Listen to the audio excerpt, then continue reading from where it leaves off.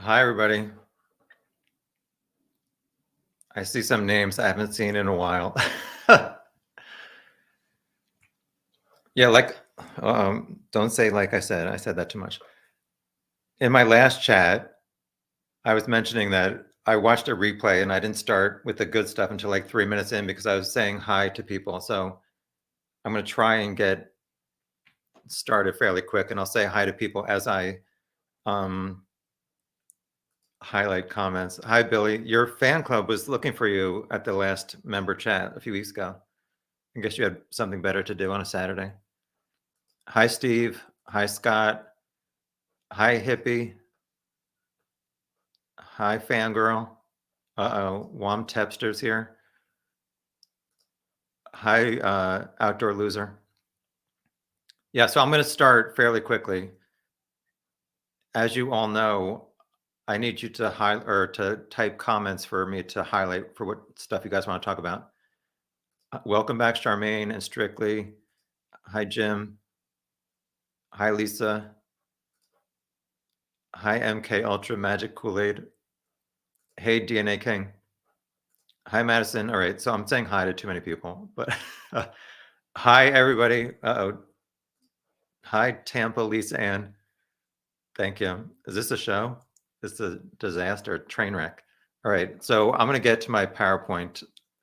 Mary, hi, Mary. Nice to see you. All right, Tom, stop saying hi to people. Hi to everybody. Let me get, I'm going to share my PowerPoint.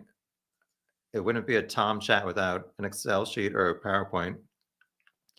So I was just talking for an hour and a half, so I don't know how long my iconic voice is going to last. Oh my gosh. All right. Share. What are we doing? All right. I'm getting right to the stuff, you guys. So Kegan Kline trial update. So Kegan was in court today. He pled, as you guys know, he pled not guilty to like these 30 charges a few months ago. They reduced it to 25 charges. For some reason, he recently said, okay, I'm going to plead guilty to all these. So today in court, he said to the judge that he is bipolar and schizophrenic. So the judge says, did a doctor ever tell you that? And he said no. So it's like he self-diagnosed, and people think he's just trying to get some kind of sympathy before the judge sentences him. He's going to have to become a registered sex offender. For those of you who don't know, if you do some kind of crime, you have to register, and then people can look online. And a lot of people say there's so many around them, like it's surprising. So he won't be able to move somewhere near a school or other stuff. I don't know where he's going to move to. We were debating that earlier in our member chat. He said a lot of bad things about his dad, so I don't know that his dad is going to want him to live there. And also, some woman supposedly said maybe he could move in with her, but I don't know if he gets out fairly soon. I don't know. Maybe she only said that if she thought he wouldn't be out for another 15 years. Anyway, previously, Kegan said that he did not have any CSAM of children under 12, but he did plead guilty to having those younger images today. His sentencing date is May 18th, so the judge is going to determine how long he is going to stay in jail. There's something where if you are charged with similar crimes, so he's charged with all 25 of these, your sentence can be concurrent, which is where, like, if you have 5 felony charges, instead of, if like the maximum is 5 years or whatever, instead of giving somebody 5 years times 5, so 25 years, they can group together, I think, those charges and only give a total of 5 years. So hopefully I'm not getting that wrong. So the judge had to look at these photographs and videos of the abuse that these kids went through. For Kegan did not do this in person, but he got these videos of these people or these children and then shared it with other people. So the judge had to watch that. So we were talking about how harsh of a sentence do you think the judge is going to impose after looking at these horrible things that Kegan was collecting and then distributing? And just to be clear, Kegan's dad was never charged with anything in the CSAM. And obviously, neither of them have been charged with Delphi. So I wanted to do this chat just to really go over the updates. And also, I have, I guess, 8 slides here from my Delphi, or not my Delphi deep dive on Rick. It was the deep dive on the Kleins, where I created these PowerPoints where I listed all the reasons for and against the Kleins as suspects. And so we went through this in my earlier chat. I don't know if you guys want to go through this. We're just trying to figure out, do you think either Kegan or his dad still have anything to do with the Delphi murders? And from what I've seen, quite a few people think they do, but the police do not, because it's been 6 years and they have not charged the client. So I'll do some comments before I maybe read through all this stuff. Hi, Rachel. Thanks for joining. Hi, highest power. Hi, everybody. Yeah, I'm going to, hi, everybody. Hi, KT. Sorry if I missed you. If I missed your name, people. I'm going to try and highlight something that's actually related to the case. Oh, Blue Prada, you're my first notification on my new account. Well, what are you hiding on your old account, Blue Prada, that you don't want people to know that you subscribe to me? Anyway, I'd be mortified too. Billy with the jokes. They offered him Old Country Buffet to plead guilty. I don't know. I don't know why he pled guilty, because obviously, well, one of the reason is a few weeks ago, the prosecutor released the list of witnesses they were going to call to his during his trial, and that included his dad, also his friends, like that friend that he accused of, who he lived in Vegas with. I don't want to say his name, but the guy who lived with near him in Peru, they moved to Las Vegas, the guy who was raising his 2 kids. And Kegan, in his August 2020 interview, was blaming that guy for somehow getting the CSAM onto Kegan's phone. So that guy was going to be on the stand saying, yeah, he's a liar. So I guess maybe he did not want all these people testifying, saying that he is a liar. And that's why Tom Webster calls him Kegokia. Mary says, so he had no part in Delphi.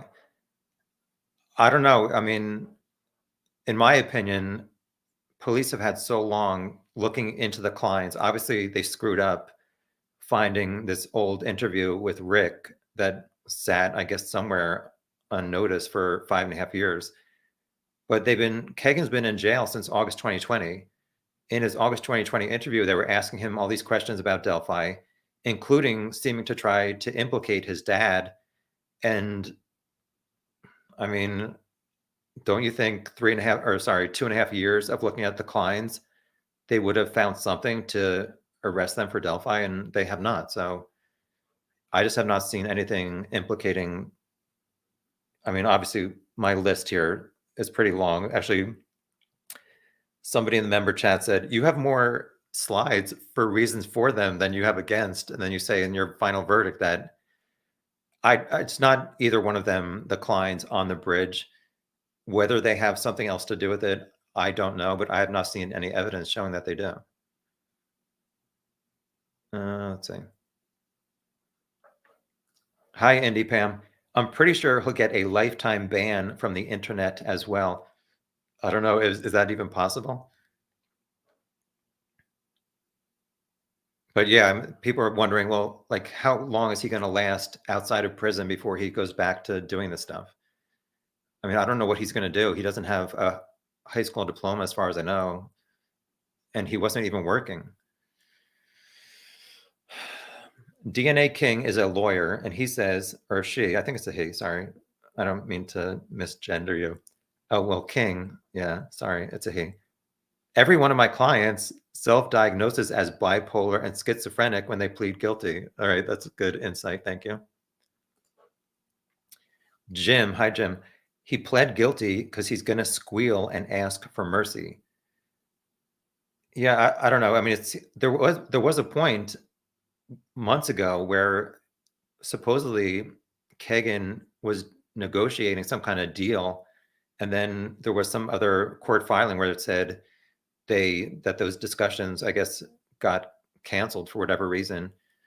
we were talking about the entire Wabash search, and if Kegan said, oh yeah, it's something in the river is related to Delphi, and then after 5 weeks of searching the Wabash River, they did not find like a knife that related to Delphi. They did not find anything that would charge anybody else other than Kegan with the Delphi murder. So I don't know. People were talking about there might have been a phone found in the river, but apparently what happened was they did not find anything related to Delphi. So Doug Carter said to the investigators, go back to start from scratch. So the Wabash River search started April 19th, which was the day after Kegan was taken out of the jail for some kind of trip, which I was thinking before, Kegan can't do weed in jail, but he's still tripping. So after 5 weeks of searching the Wabash River, they didn't find anything. So Doug Carter said, go back to scratch for the Delphi case. And in the PCA for Rick Allen, it said in October of 2022, they went back to early tips and interviews, I think was how they worded it. So it does match up to the timeline of the Wabash River search ending towards the end of September. And then on October 13th is when they raided Rick's house. So within the 2 weeks of the first beginning 2 weeks of October, I guess they found this interview going through old files. I don't know if it was a paper interview or what. We know the conservation officer interviewed Rick outside of a grocery store, supposedly. And it just got lost, unfortunately, for 5.5 years. Lisa says, Kegan did not want to face his father, who would have been a witness on the stand, or risk his trial being televised. Yeah, it doesn't seem like he wants a lot of attention, and to have like a 3-week case where he's walking in and out of court every day and just having the attention on him, knowing that he was guilty. I mean, I don't know why it took him this long to finally plead guilty.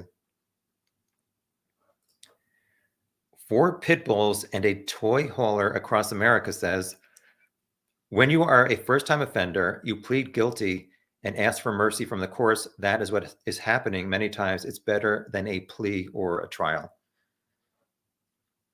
Yeah, but I just don't understand, since, I mean, they had Kegan's phones and his tablet since February 25th, 2017. We obviously know that there was this huge error where the county prosecutor or whoever did not give these CSAM devices to the Miami County to charge him until like June of 2020 is when they, I guess, started looking into Kegan again for the CSAM, and then he was arrested for it 2 months later. So why, if he knew that he was guilty all this time, why has he been trying to pretend like he's not?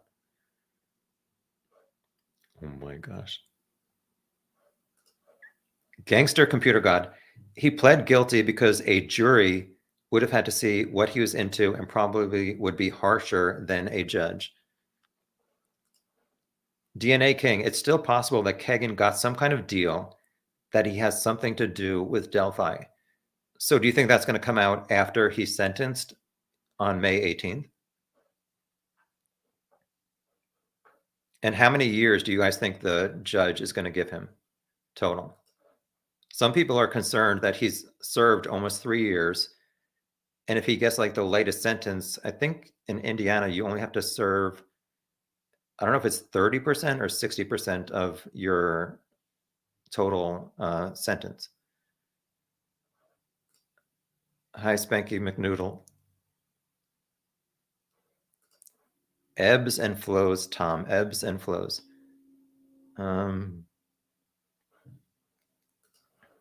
Mary says Murder Sheet look more like clowns now than ever before. Well, I don't know that I totally agree with you, Mary, because they said that law enforcement was telling them that Tony was the focus of the investigation over, I guess, the past year or even more. So to me, it seems like law enforcement was trying to make some kind of connection between Kegan and or his dad.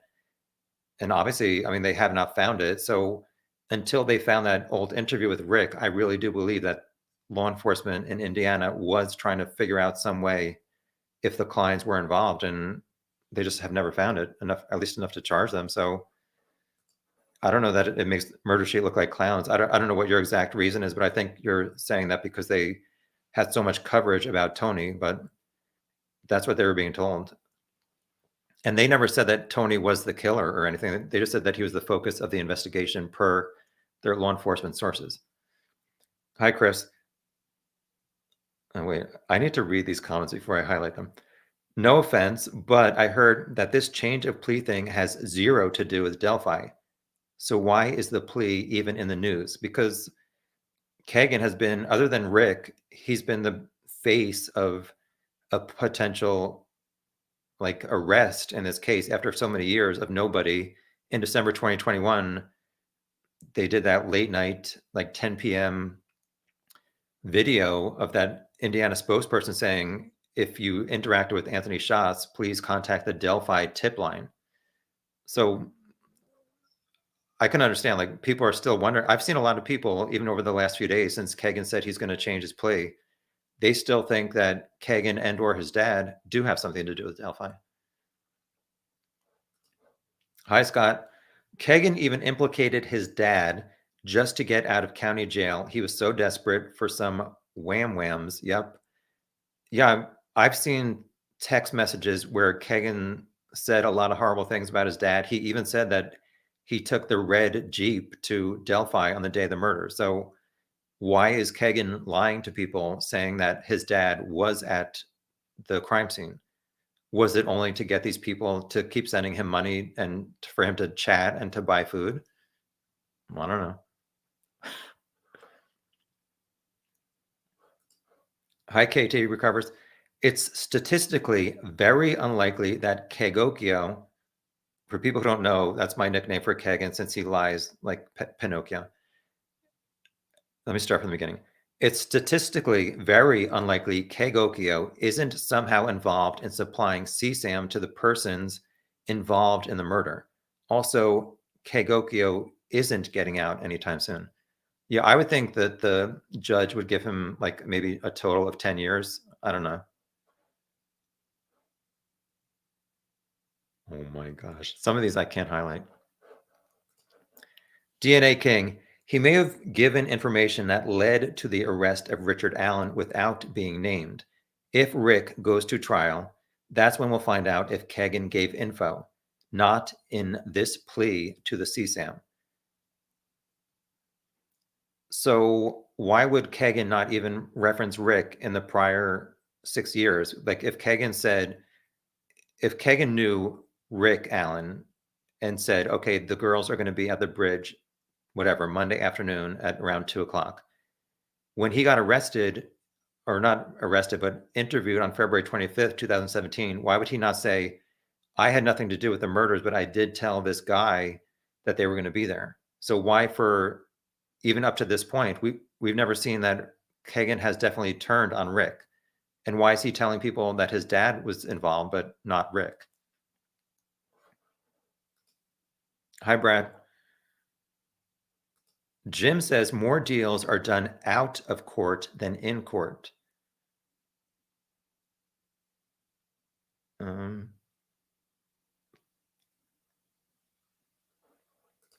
For Pitbull says, if you turn state's evidence, it will be in case files. Yeah, we're not going to, I think there's a lot of questions that a lot of us have that we're not going to get answers to ever, unfortunately.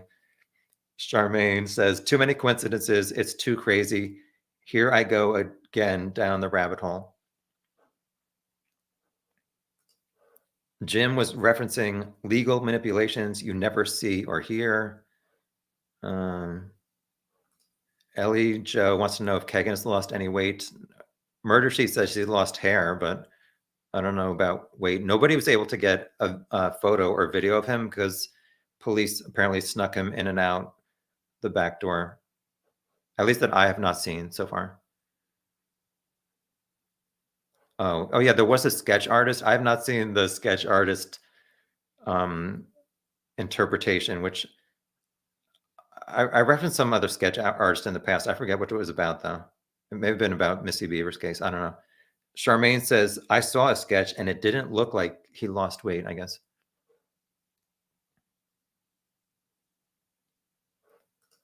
Jim says the deal will come out after the cake is baked for everyone involved.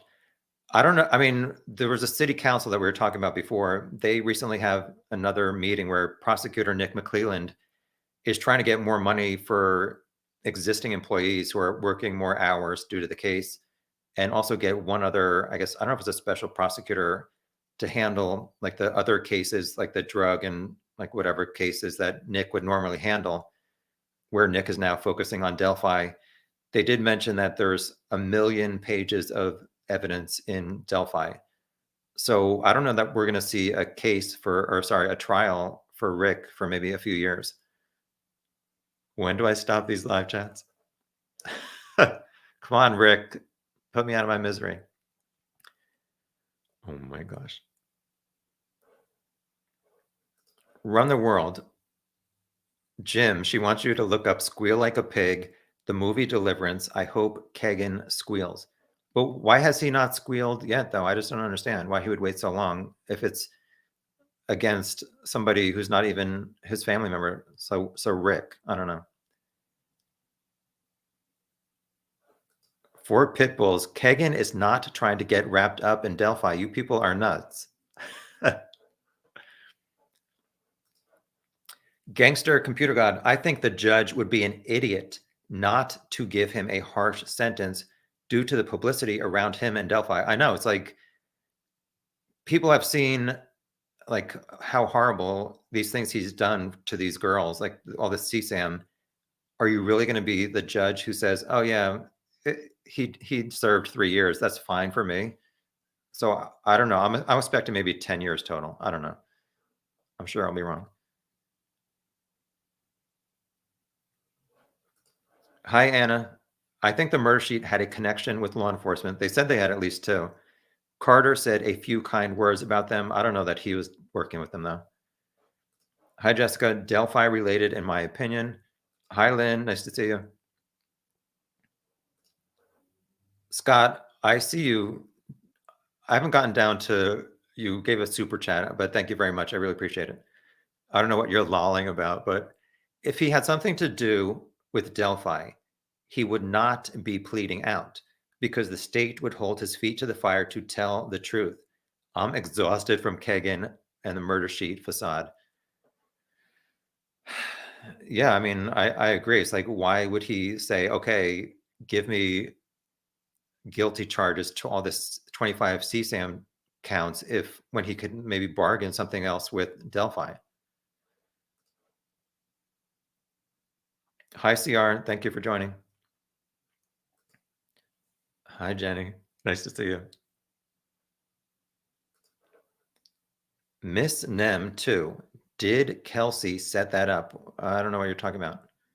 I don't think Kelsey or the family had anything to do with this murder. I know some people do. Some people talk about Cody, Patty. I've just not seen anything. I know some people go in pretty hard against the family, but I mean, what interaction would they have had with Rick Allen to set up these murders? It just doesn't add up to me. I love some of these screen names.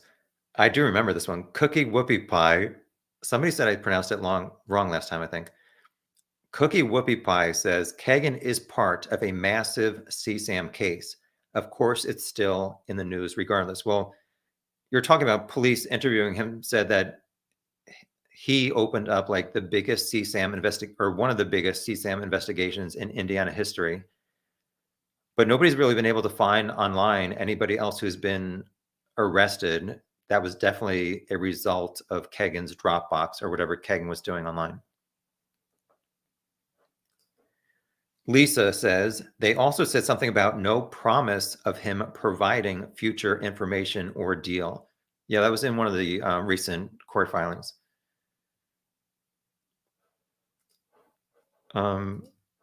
Four pit bulls does not think you're nuts, Scott. So that's good news.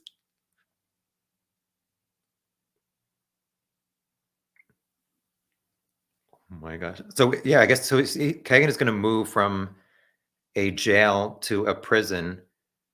I saw something one time where he said which prison he was expecting to go to, but I saw something where he said he was expecting to get a plea deal of, I don't know if it was 4 years or 6 years. And then in a letter to somebody, he said they were offering him 10 years and he rejected that.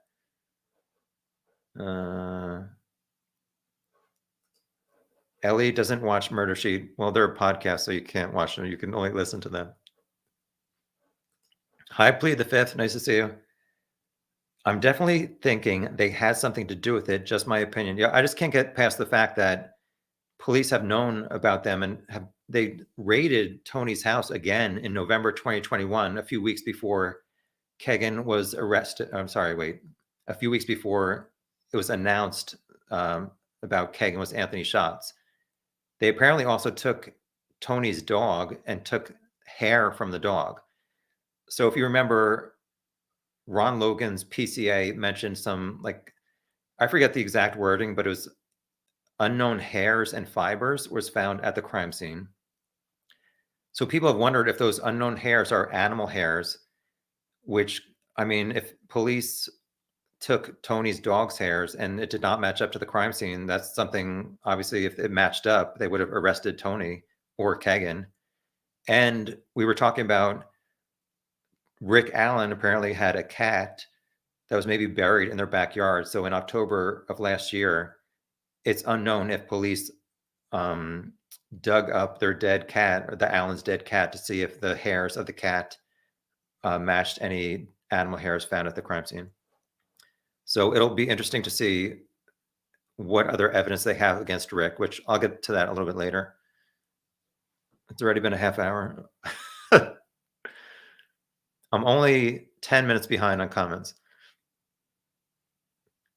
Oh my gosh.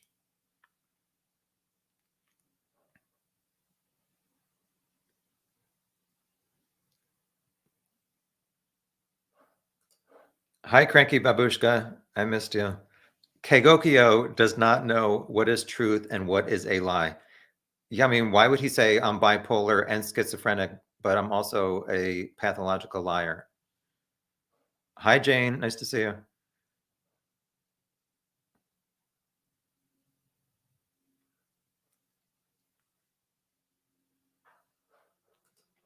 For Pitbull says, it does not matter what we think. It's what they can prove. I agree with that, but we're all just trying to figure this stuff out.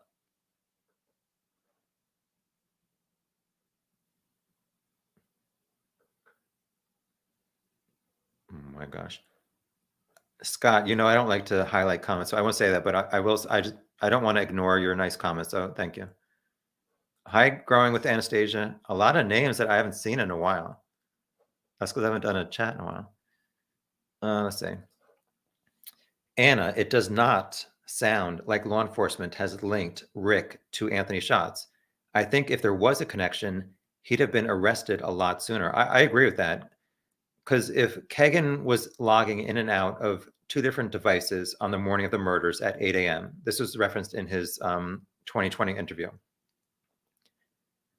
I mean, both of those devices were connected to Kegan or his dad's house. So if Rick had some kind of access to Anthony Schatz at his house in Delphi, they would have found out that it was coming from Delphi and not both devices coming from the house where Kegan was. So I agree with that. And also, they had Libby's phone. So they obviously knew that she was chatting with Anthony Schatz. And if Rick had some kind of his own like catfishing profile, they would have seen that looking at Libby's phone. Looking at Kegan's phones, they would have seen him texting with Rick or emailing Rick. So I don't know. I mean, I agree with that, Anna. Indy Pam says Kegan may have only had Rick's screen name and did not know his real name. Okay, that's a good point. But could they have found some kind of connection online where they were communicating that led back to Rick's house? Or did Rick have some kind of VPN masking his IP address, which I talked about this in the member chat. So some of you don't know this, but I guess I'll talk about it real quick. So I did my first Delphi video, which I regret. No, I'm kidding. Kind of. And people asked me to share my files, and so I created a website since it was easier than let's keep uploading to different like file sharing websites. And on my website, I can see or run a report of the IP addresses of people who have gone to the website to try and like download files. And from the IP address, you can see which town and state and country that IP address is from. So also regrettably, the first time I did live chats was June 4th of, was it, I don't know, was it 2022? I think it was 2021. And in my website logs, somebody from Delphi on that first time I did live chats, they went to my website on that same day as the live chat. So I'm not saying that it was Rick Allen who was checking out my files, but I did recently send, I just found out about it like 2 weeks ago. So I did send that IP address to the tip line just in case it was Rick to say, okay, here's some evidence that he was like checking out files about the case. But like I said, I'm not saying it was Rick, so don't spread that rumor. Lisa says, Kegan was an avenue that did not pan out. Then they found Rick. I agree, Lisa. That's what it seems like to me. I think they were legitimately trying to figure out a way to pin it on Kegan or his dad. It never, I mean, they just kept trying to do it. And I guess they never found anything to arrest them. And then they went back to the start, and that's how they found Rick's interview. Chris says, some people believe Libby was the target. Do you guys agree with that? Or do you think it could have been either one of them actually? I don't know for sure that either one of them was a target. From the bridge guy video, whoever that guy is, which it seems like it's Rick, but I can't say for sure that that's his face, but it's so pixelated. I do think it matches his body. If you look at the video and the photos of the bridge guy, it's zoomed in, so hoping that somebody would recognize him, which apparently did not happen. But when you take that zoomed in photo, and a few people have like overlaid it on the full bridge from the perspective where Libby took that video, it definitely to me looks like a smaller body, and Rick is like 5'3" or 5'4". So I do think the body matches up. And also Fig Solves recently did a video where he enhanced some of the audio from Rick where he was on that ski lift. And to me, it did really kind of bring out on like one or two words that Rick said. It did sound like the tone of voice of Bridge Guy. So to me, the guy on the bridge, his jacket is stuffed with items. I don't know if there was a like white rope under his neck to maybe tie somebody up. Is that why he went there that day? I don't know, Chris, for sure. And I don't know that we'll ever know exactly why Rick was out there. It wasn't to look at fish, I don't think, or look at a stock ticker, which we were also talking about that before. It's like Rick said he was on the trails looking at a stock ticker, and that he kind of insinuated that prevented him from seeing anybody else on the trails other than the three juveniles around 1:30. And he acted like for the next 2 hours he was on platform 1, then he went to sit on a bench and he did not see anybody else for 2 hours. Please. So we were talking about, are they going to be able to analyze Rick's phone? And if he said he was looking at a stock ticker, if he went there knowing that he was going to do something bad, not necessarily a murder, but some kind of assault or something, did he turn his phone off from like 1 o'clock until he got home at 4:30? And police are going to be able to say, okay, well, you said you were on a stock ticker, but your phone was off. So explain that, homeboy. All right, DNA King. Why did Kegan wait to talk about Rick? Because it did not benefit him to do so until he was backed into a corner on the CSAM. If he's a confidential informer on the murder, that means two things. I'll have to get to that later, I guess, your other part. I don't know. I just don't understand why he would wait. He knew he was guilty on the CSAM, though, for at least 2.5 years before he pled guilty. Thank you again, Scott. I really appreciate it. That was very generous of you. I don't know who Bossy is, but Indy Pam says Bossy went to court today and said Kegan looked defeated. Well, he should look defeated. He just admitted to 25 bad crimes. What? Suspicious reptilian behavior says, I always thought it's weird how the police have been so tight-lipped and secretive about everything in this case. I agree with you. I don't think there's any conspiracy, but they seem to not handle this well at all. I totally agree with you, but I don't know. I mean, from missing Rick's interview and not getting it to the right people, I don't think Sheriff Tobe, Jerry Holman, or Doug Carter ever knew about Rick's interview until October 2022, when Shankmeister found it. And also, like, the mess up with not transferring Kegan's CSAM devices over to Miami County for, what was it, 3 years? I mean, please. I'm cold. I'm shivering, sorry. Anna says to Chris, I think the girls ran and the killer followed and was enraged. Okay. I don't feel either girl was targeted, but maybe the one who resisted most got most of his rage. I don't know what could have happened. I doubt somebody would have wanted to walk across a cold creek in February. I mean, was it this person's plan to walk somebody across a cold river? I don't know. Or a creek, sorry, not a river.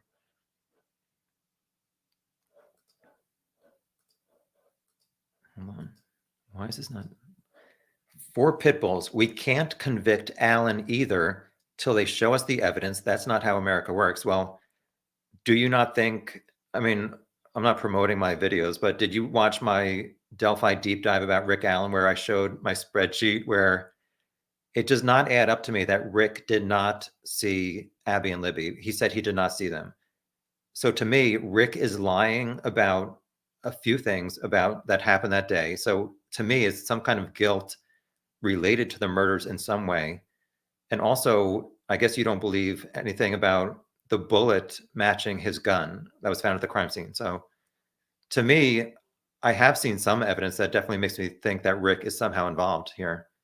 And just a reminder, Rick is charged with felony murder. So prosecutor Nick McClelland only needs to prove that Rick was a guy on the bridge who said, go down the hill, which qualifies as kidnapping, which led to their murder. So that's all they have to prove. So I don't know how they're going to do that. I don't know how much voice evidence they're going to be able to match up to say, okay, here, jury, here you hear this guy saying, guys, down the hill or go down the hill. I don't know if they're going to release anything more about that's on that 43-second audio, and how many other samples of Rick's voice are they going to be able to show that there is a connection between his voice and the bridge guy voice audio. I doubt Rick is going to go on to the stand and be like, oh, hey, everybody, here's my voice. It totally matches the guy who says go down the hill, but I'm not the one who kidnapped them.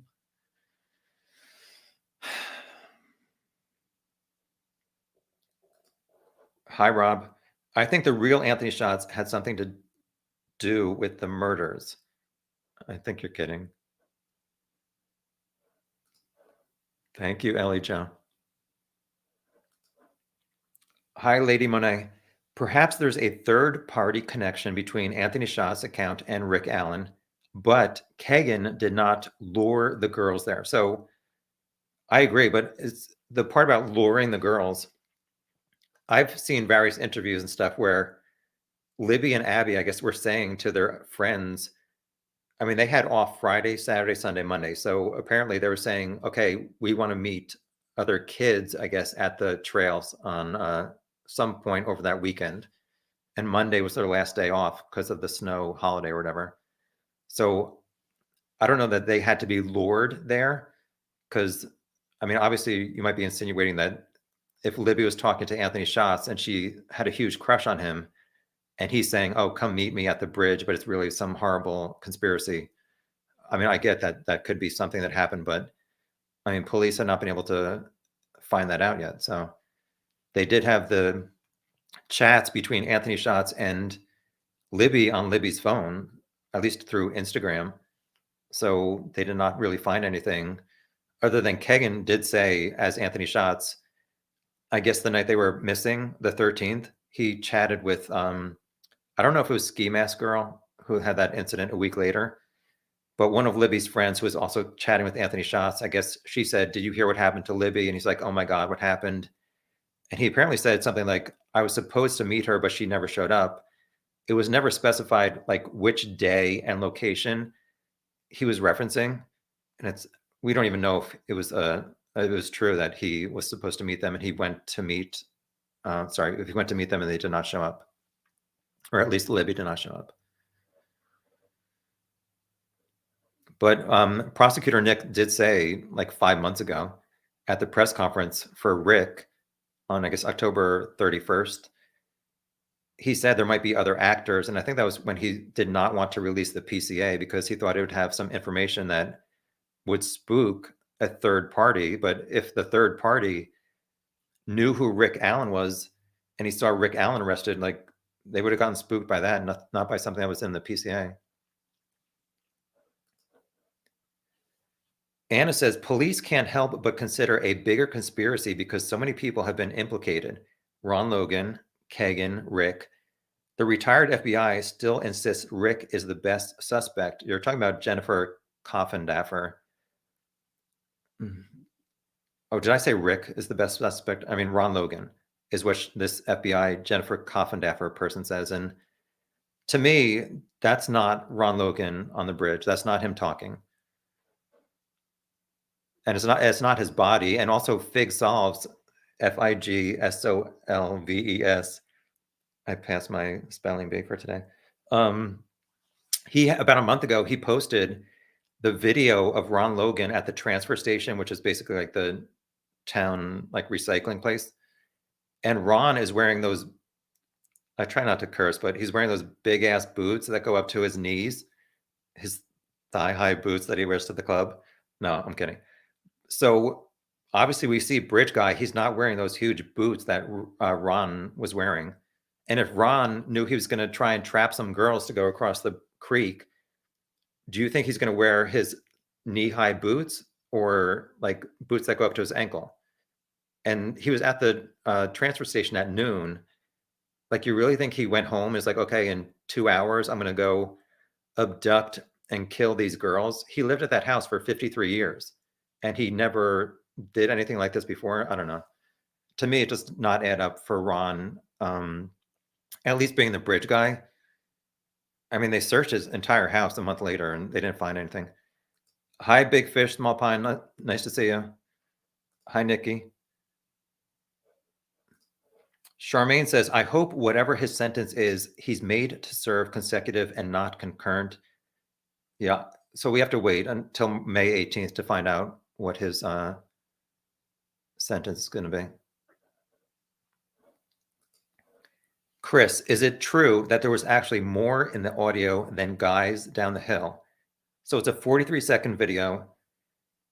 I think what's been alluded to is that maybe Abby, I think, was the one who said, this guy who's coming towards us has a gun. There's some reference to a gun on the audio, which, I mean, it's kind of obvious that he would have taken it, this guy would have taken it out and said, here, I have a gun, you better do what I say.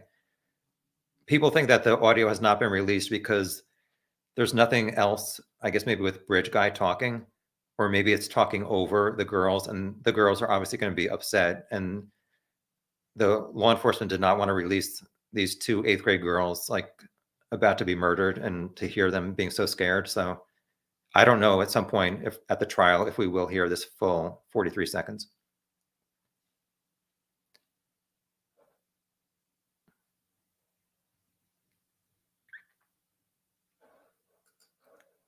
Is this the Bossy that someone was referring to before? This is the first time I've seen the Bossy screen name, I think. The judge did state there is a maximum limit on what he can be sentenced with as well. Yeah, I have not added up the total minimum and total maximum years that he could be charged with. Diana says, "Thank you, Tom. I'm too poor to be a member." It's okay, Diana. I'm glad you're here. Billy says, "I don't think even Indiana law enforcement is dumb enough to believe Kegan anymore." Well, it seems like they were looking into him for the past 2.5 years before they found out about Rick.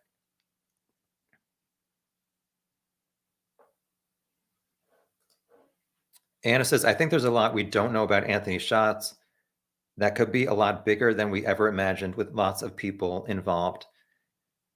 I mean, it'll be interesting to see if anything else comes out of it, but up to this point, I've not seen any other arrests directed or directly related to Anthony shots or Kegan's Dropbox.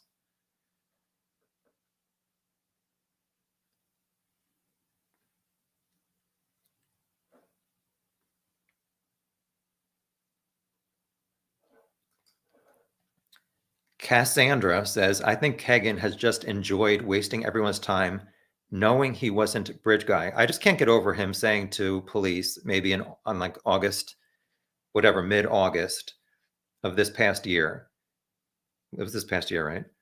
Yeah. Saying, okay, there's something in the Wabash River that either me or my dad threw out coming back from like the Delphi murders. And if you go search in the Wabash River close to my dad's house, what, you're going to find a knife? What did he tell? He would have had to tell them, you're going to find something related to Delphi. So they searched for 5 weeks. I just can't imagine him knowingly like telling them that when he knew that it wasn't true. There's speculation that it could have been a phone that they found. So I don't know. There's never been confirmation. Hi, Hippie. Thank you for being a moderator. I haven't seen any nasty comments yet, but I guess you guys hopefully remove them before I get to them. Hi, Bonnie. Hope your celery recipes are going well. This guilty plea will loosen the wheels it feels. Yeah, it'll be interesting to see what happens over the next few months with, I guess, Delphi and also any relations to Kegan's case.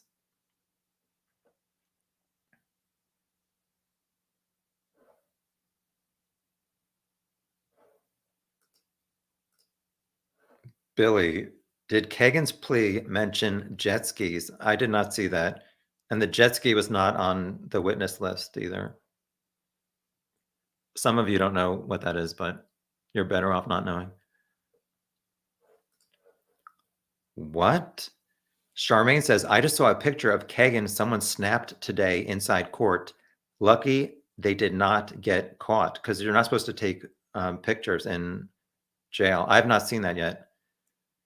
I don't know.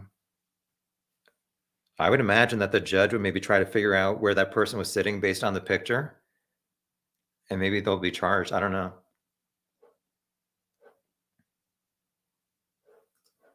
Hi, Venus Gal. He said every child he was in contact with sent him pictures. Yeah, I've seen him say as much as 200 girls had sent him photos.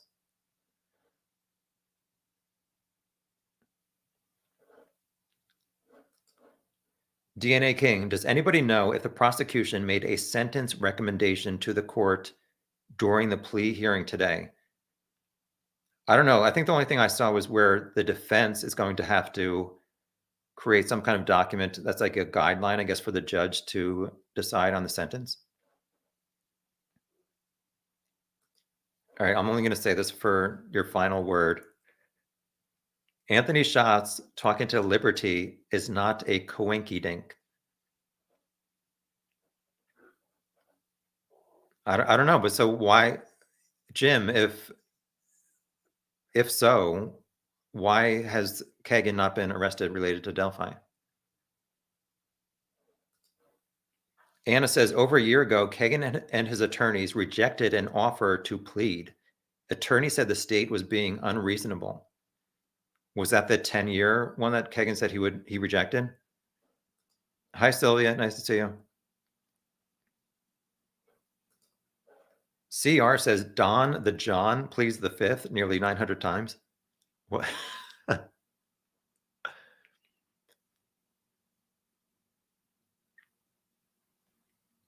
Sorry, I'm just reading through comments to see some topics we haven't talked about. Bossy says the probation department will be advising on the recommended sentencing. Hard Candy says it was called the Snapchat murders at the start. Jim says his attorney didn't reject anything. Thank you, Jane. Oh, Molly Lollipops is here. Oh, I call you Pops, don't I?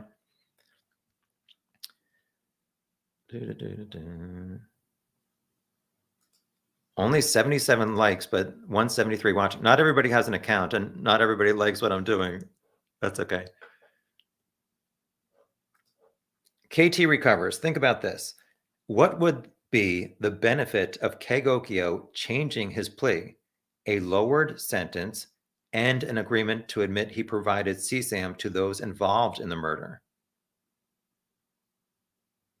Yeah, but if he's telling them finally after whatever 6 years, okay, I provided CSAM to this person, give me a lower sentence on my CSAM, he didn't do that.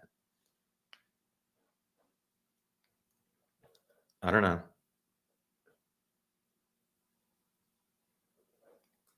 Roman says Rick was going to watch the fish, and then his cat might seal the deal for his involvement. Talk about catfish. Erin says hi to all her sisters. Is this a James Charles chat or a Tom chat? Yeah, I don't know who Bossy is. I'm sorry, I don't know. I guess Bossy has a YouTube channel where they were live reporting today from the courtroom, or not the courtroom, but at the courthouse. Yeah, I saw somebody was talking about this. Lady Monet says Jared, who is the spokesperson from Subway Sandwiches, got 15 years in an Indiana court. But wasn't he trying to meet in person? And he was also involved with another couple who was actually producing CSAM. Kegan was just, not I want to say just, but he was collecting photos. He wasn't actually assaulting anybody in person. So I don't know that we can really compare that sentence to Kegan's.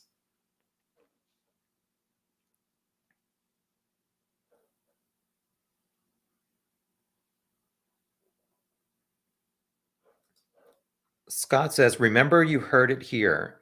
When the dust finally settles, Cody, who was living in the house, who was like an adopted child of the Patties, was doing something sexual with Libby. Why else would Kelsey have Cody thrown out of the house? Someone give me an alternative reason. I don't know all of these facts. I have obviously heard people saying they think Kelsey was involved and Cody was involved. And they said that Cody at one point lived like one or two houses from Rick Allen. I don't know. I mean, I have seen Cody's online posts like on Facebook saying something about doing sexual things with younger girls, like a 14-year-old or something like that. I don't know. Scott, I'm sure that the police have looked into all the family members, including Cody. Oh my gosh. Growing with Anastasia says, Tom, when my baby is born in June, she's going to be looking for you. She heard your voice so much. Oh my gosh. Does she know all the facts from all of my deep dives? Are you going to name her Thomasina or Kegokia? Let's see.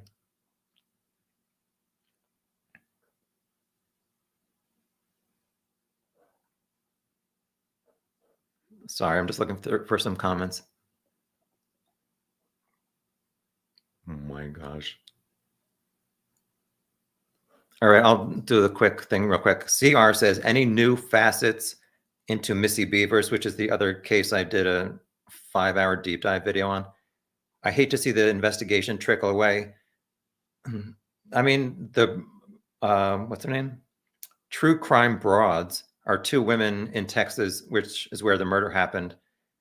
They have been interviewing people who know this woman who said that she did it. And the police did some search warrants for this woman in 2020.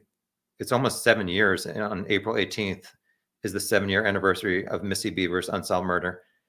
So, I mean, the police have not found enough information to arrest this lady. So I don't know if it's true or not. And Aaron Stoner has done quite a few videos on Missy Bevers. He said he's going to be releasing a video where he names the suspect, which to me, Aaron Stoner is very good, but I think he's pushing it because based on what I've seen, he took the photo of the car. I'll only talk about this for one more minute, then I'll go back to Delphi. He took a photo of the car at the nearby business in the middle of the night, and he kind of edited it to try and see what the driver looked like. And then he hired somebody to do a sketch based on his edited photo. And it seems like he said he's since like looked through all these mugshots looking for a guy who looked like that sketch based on the false photos. So to me, I don't know, that doesn't really add up as like something that's going to turn out to be true. So he said he was going to upload that video in January and he keeps delaying it. So I don't know. I'm going to do a member chat once he uploads that video. I'll just do a Missy Bevers chat with my members just to like criticize everybody else. I don't know. We'll see.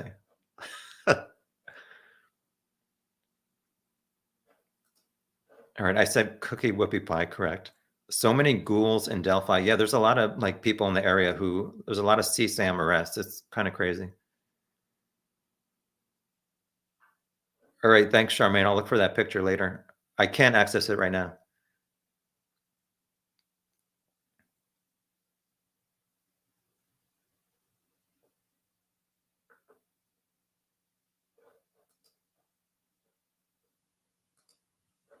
Venus Gal says Libby could have wanted to meet Anthony Schatz, which it seems like, I mean, for what we've heard, she had a massive crush on him, or who he thought he was, and posted something, or Klein did that, told Rick something as to being there. I still think they could have been part of a group as well. Well, as far as we know, people only saw Rick on the trail around this time. Obviously, people saw flannel shirt guy and the arguing couple guy with all these interesting nicknames. And then they saw Libby's dad got there around 3:15. But as far as I know, nobody's really said there's another guy who was around the cemetery. There was a worker guy at the cemetery who said, I don't know what he said, but he definitely talked to police. And he was on the news one time. He was the guy who was playing like that old horn, like that wooden horn in one segment. If you don't know what I'm talking about, don't worry about it. Suspicious reptilian behavior is very suspicious that Rick Allen was guilty. Oh my gosh. Hi, Deb. It's nice to see you. It was probably Aspen's IP address. He doesn't live in Delphi. Or does he?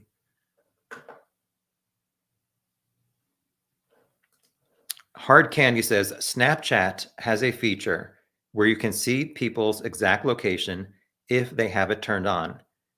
Correct. However, I did some research and that was not, I think it's called Snap Maps, and that did not get released until a few months after the murders. So it was not like anybody could have seen where Libby was.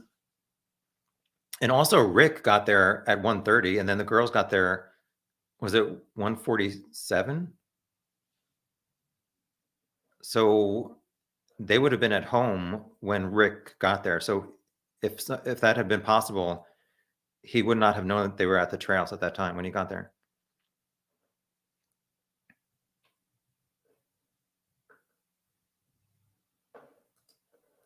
Anna says, Kegan, Ron, and a lot of others will always equal reasonable doubt. Defense attorneys will use every shred of confusion. Yeah, but then won't the prosecution say, okay, yes, we did look into Kegan for several years, and we never found any evidence of him being in Delphi? Because in Kegan's August 2020 interview, the police said, we know you were not in Delphi. And Kegan said that they showed him his GPS locations from that day, and that, quote, not even close to him being in Delphi. obviously he could have like left his phone on Country Club Road is where supposedly he was hanging out. I don't know. There's a lot of confusion about where he was, but I mean, I get it, Anna, but obviously the prosecution is going to come back and say, well, here's all the things that we found that did not um, cause us to charge those other people. Venus does not know. It is too weird that Klein planned on meeting her at the bridge at that time. There is some connect there. Well, we don't know that, Venus gal. He did say she was supposed to meet, but he never specified where and which day. And obviously it's weird. Murder Sheet at one point said they were told that Kegan searched Marathon gas station in Delphi on the day of the murders, which I don't know how that really adds into anything, but obviously that's a little bit suspicious. And I still have not gotten to my PowerPoint. Let me take myself. Do I really want to increase my, where am I here? I'll give my PowerPoint a break. I'm so tired right now. All right, anyway. Hi to 255 people watching.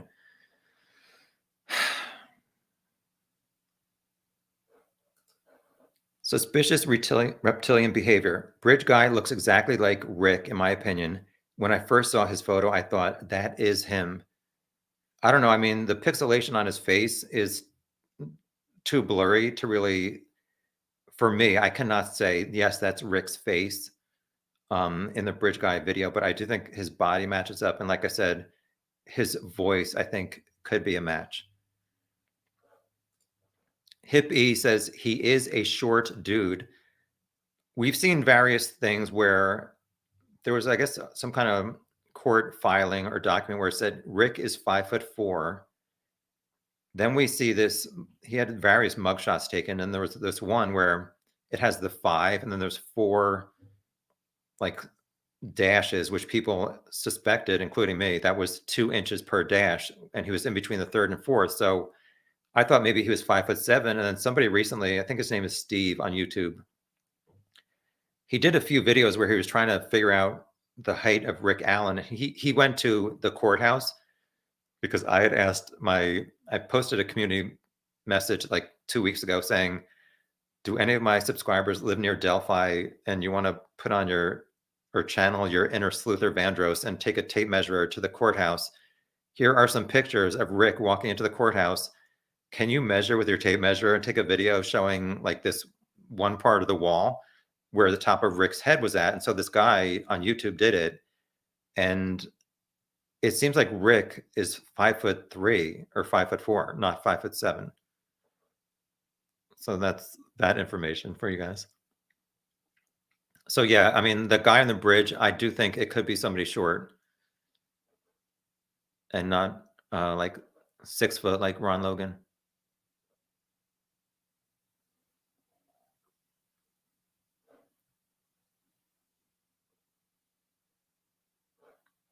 Hi, Marshall. It's good to see you. I was just thinking about you the other day. I haven't seen you in a while. I hope everything's okay.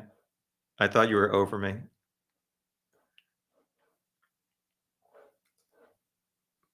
Tom's 4th bullet point is correct. Kegan said he was supposed to meet Libby, but she didn't show. No date, time, or place was named. Yeah. At least in Kegan's police interview that we have access to. Hi, Ava. When would Kegan have become a confidential informer? Before or after his arrest? Well, almost certain. I mean, before his arrest, I don't know what he was thinking. Like, he knew that police had these hundreds of photos on multiple devices for 3 years. And he's just like walking around, like not getting arrested day after day. I don't buy this confidential informer comment.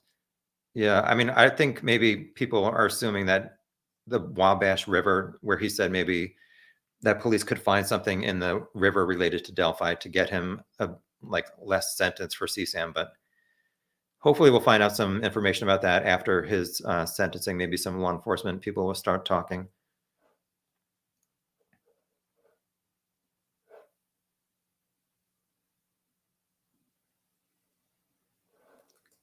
Mrs. M, that's funny. I also imagine law enforcement referring to Alan as homeboy too. I don't know. I'm looking forward to seeing prosecutor Nick's spreadsheet at the court case showing that Rick, it does not add up what he's saying.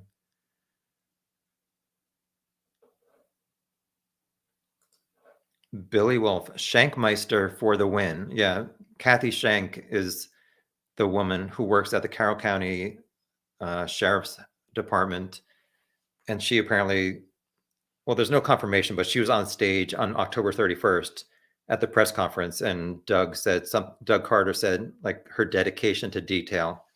So it's assumed that she found this old Rick Allen interview. I was going to say something else. What was I going to say? Kathy Shank. Oh, yeah. So the Carroll County Sheriff's Department is 1 block from the CVS where Rick Allen worked. In 2019, Doug Carter, at this infamous press conference where they released the Young Bridge Guy sketch, and he said, "We're looking for the driver of a vehicle that was parked at the old CPS building between noon and 5 o'clock." He said on February 14th, but he meant the day of the murders on the 13th. "If anybody has information about who was parked at CPS between noon and 5, please tell us." Rick worked 1 block. He could have walked to Carroll County and said, "Hey, yeah, remember I told you," he said he parked at the old Farm Bureau building, but there's no way he parked anywhere else other than CPS.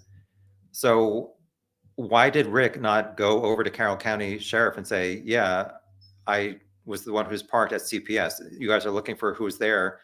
Even if he said, "Oh, there was another car there," or "No, it was only him," they talked about, he backed into I don't know if it was the part where there's bushes, which would have kind of hidden his car from whatever cars driving by. There's a lot of I don't know.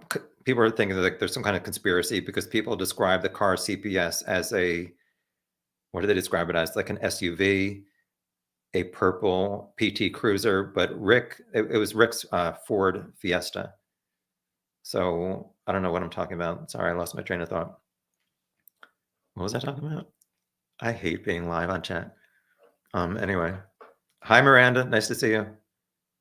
Let's see.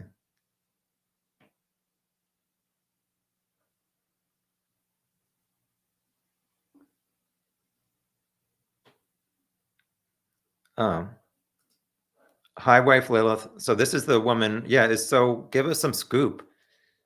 Wife Lilith is apparently somebody who is Kegan moving in with you or not?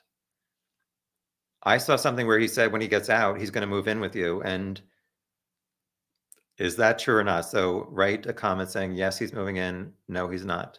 So your comment is ask Greeno to answer questions about Delphi that would be interesting. I don't talk to Anthony Greeno, so why don't you contact him? Let's see. So I do want to say that wife Lilith was saying for a long time that Kegan, I guess at least Kegan was not the guy on the bridge, and you were correct, wife Lilith. Give us some other scoops. What can you tell us? I'm 30 minutes behind on comments now, so maybe we'll get to it before I end this chat. When is that happening? I've been going an hour and 8 minutes. We'll see.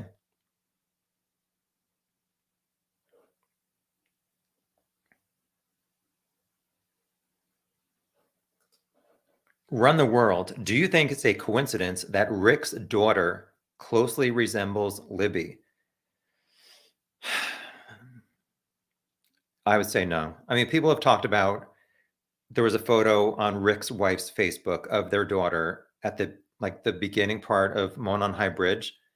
And she's kind of laying there. And some people said that was her graduation photo. So from what I saw, she was 22 at the time of the murders. And then she got married in late 2017. So I don't know. Some people speculate, was Rick assaulting his daughter? And then Libby, I don't know. There's some connection between he saw Libby and I don't know. Run the world, I would say I do think it's a coincidence.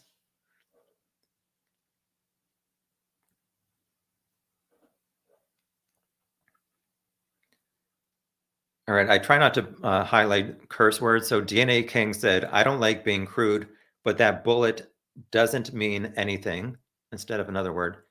That is a voodoo science. Lots of research out there to show that. I mean, well, they found a supposed expert who said you could do that, but Rick's gun is fairly, I mean, it's a popular gun, so I don't know what kind of evidence we're going to see. Obviously, the defense, they've already asked for money from the judge to get some experts to, I guess, prove or that Rick is innocent or at least disprove some of the prosecution's evidence. So I'm sure they're going to have somebody get on the stand and say, oh, yeah, you cannot say that the bullet that was found between the girls came out of Rick's gun that was found at his house.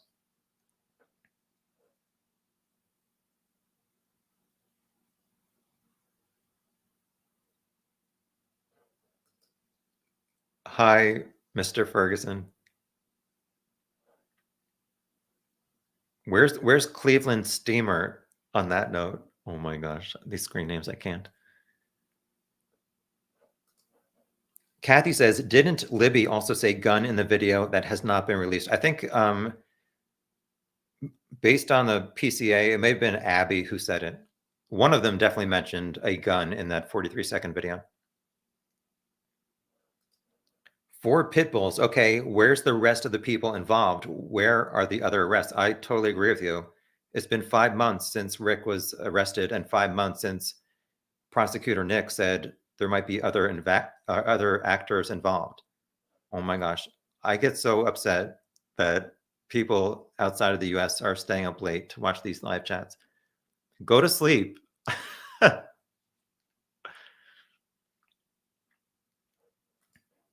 Andrew says, if they can prove he was there at that time, Rick Allen, the unspent round has extractor marks from a 40 P226, and he has constructive possession of a 40 P226. That should be enough to convict. I don't know that. I mean, to me, if you can prove that, those markings definitely came from Rick's gun. I mean, yeah. I mean, if your bullet, something belonging to you was found between these 2 girls. Rick said he never gave his gun to anybody else. And he said that he was never on Ron Logan's property where the girls were found. So something doesn't add up to what Rick is saying to me. Jim wonders if the prosecutor, Nick McClelland, asking for more money again means they'll be asking for the death penalty, or will that conversation happen later? I'm not sure, Jim. I think this trial is going to take a long time to come to fruition. So I think they have some time to figure some of this stuff out.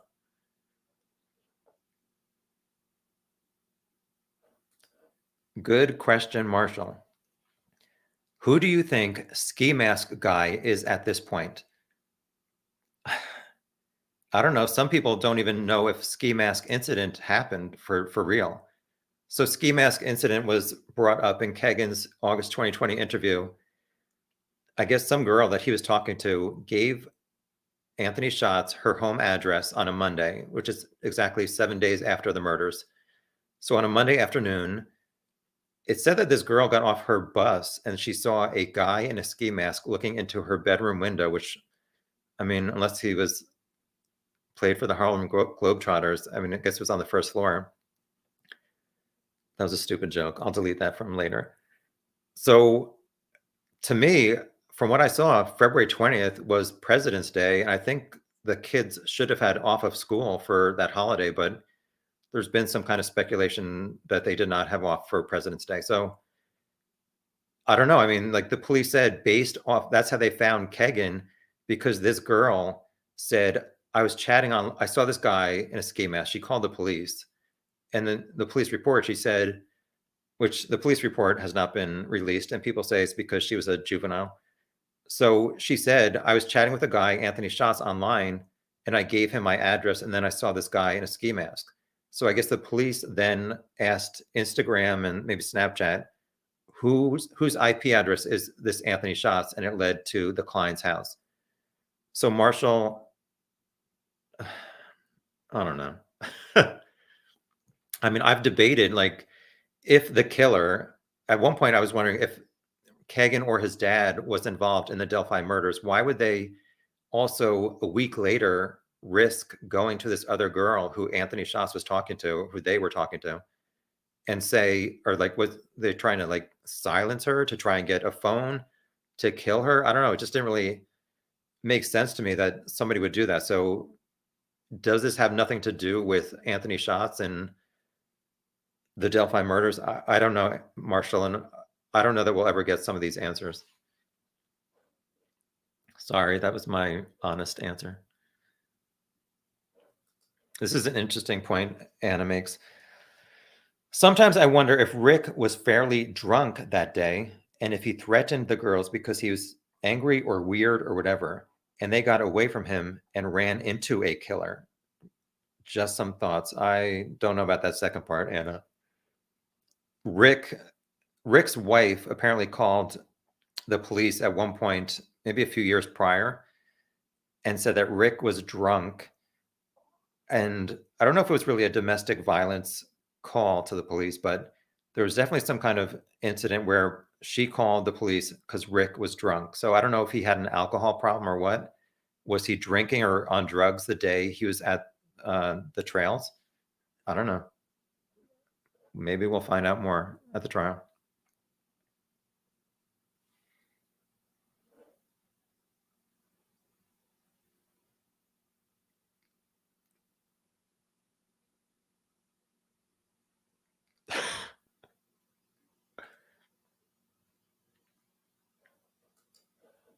Truth Finder says, what about height? He's too short. I don't know, Truth Finder. Rick admitted to passing these three girls, which they gave different opinions of what height they thought he was. But Rick said, I passed these three juveniles as I was headed to the bridge, and I went on platform 1. Witness 4 saw Rick on platform 1. She turns around, and halfway between the bridge and the Mears lot, she passes Abby and Libby. It's like a 5-minute walk between the bridge from Monon High Bridge, where Rick was, and Mears lot. So in 2.5 minutes, you're telling me that Rick gets off the bridge and does not see Abby and Libby? It doesn't add up to me. I don't know what I said a half hour ago, but okay.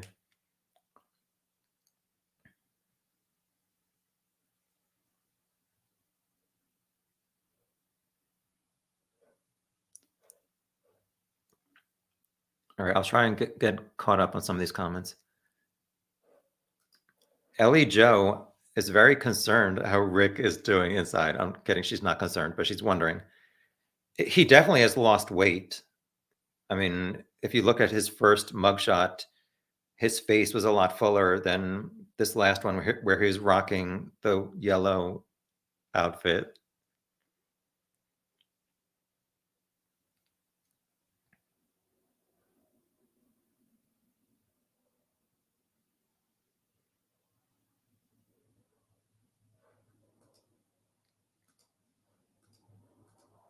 Well, I can't highlight these. Sorry. Hi, Mo Mouse. Thank you for joining and thanks for your comment. Deb's True Crime Notebook, who has her own channel where she does true crime, says that Ron Logan was 6'3", way too tall to be bridge guy. Yeah, I don't think he was bridge guy. Whether he went out that night to search on his property and he did come across the girls, it remains to be unseen. And maybe that's the reason why he was asking for his cousin or whatever to give him an alibi. I mean, but police never found enough stuff to charge him with Delphi. Multipass makes a good point. They have so much more. Remember shocking other trial moments.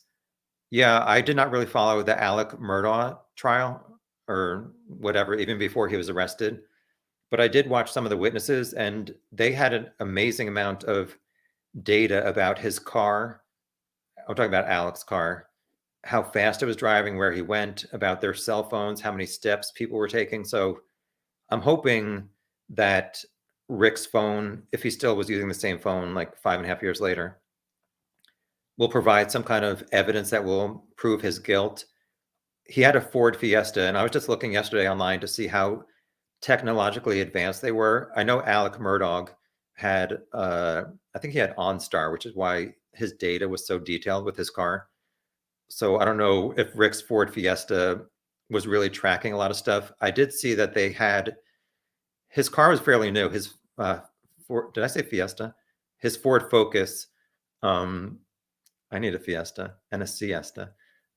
Rick's Ford Focus looked fairly new when they put it on the tow truck in October to analyze it, which hopefully they found some decent evidence in his car. And the Ford Focus in 2015 and 16 had some kind of like syncing thing with like somebody's phone and their apps. So I don't know if his car, like if that computer is going to be able to still have any kind of data from 2017. Yes, Jessica, these poor girls. It's, to me, it's just so stupid that somebody came up with this stupid idea to go to the trails that day and do something horrible to them, and their lives were cut short and their families' lives were ruined forever. For Pitbull says, yeah, this YouTube guy, Steve, got the measuring stick out more than we've seen law enforcement do. He showed us the height discrepancy.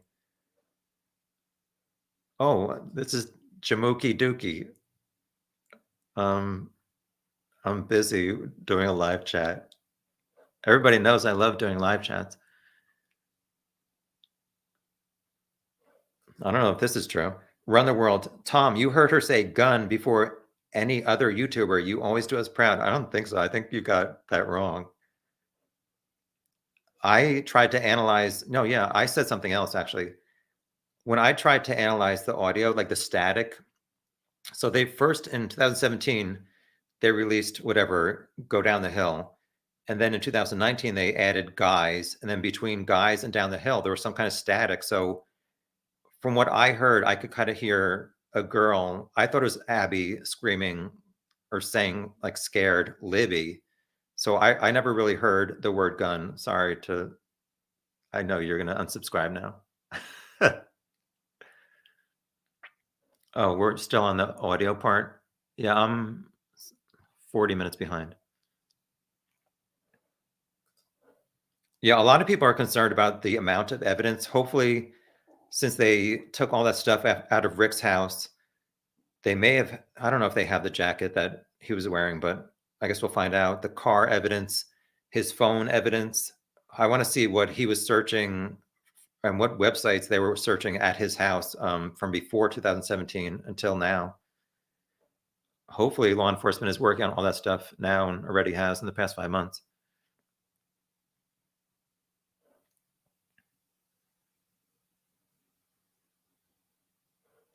Jim keeps saying ebbs and flows.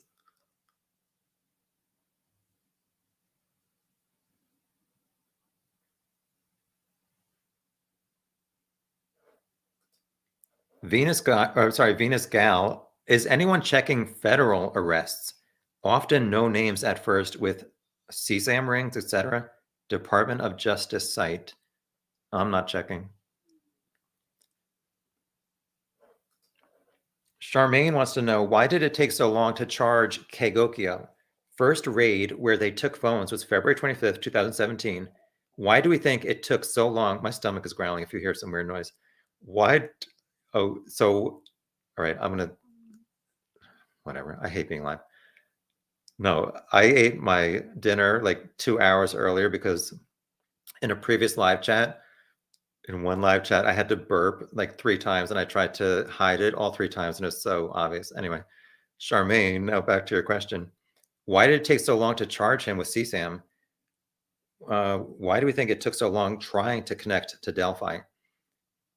I think the police at one point said that they messed up the conversion. Like whoever, I mean, the murders happened in Carroll County. So whoever's investigating the Kleins after they found out this, whatever, the ski mask girl and the Anthony Shots account, they found out it was coming from Kegan's house. So they took these devices on the 25th, and it seemed like they were trying to match it up to Delphi. The day or two later, the FBI spokesperson out of Indianapolis said there was no connection between that house in Peru and the Delphi murders. So it seems like they totally dropped the ball with charging Kegan until, I don't know what caused them to start looking into him until June 2020. So it was like 3.5 years where, I don't know, there seems to be some problems with law enforcement in Indiana and their organization. Maybe I can teach a class or something. Free Excel spreadsheet class. Yeah, I still haven't gotten to my PowerPoint with the reasons for and against Kegan. I guess we'll just screw it.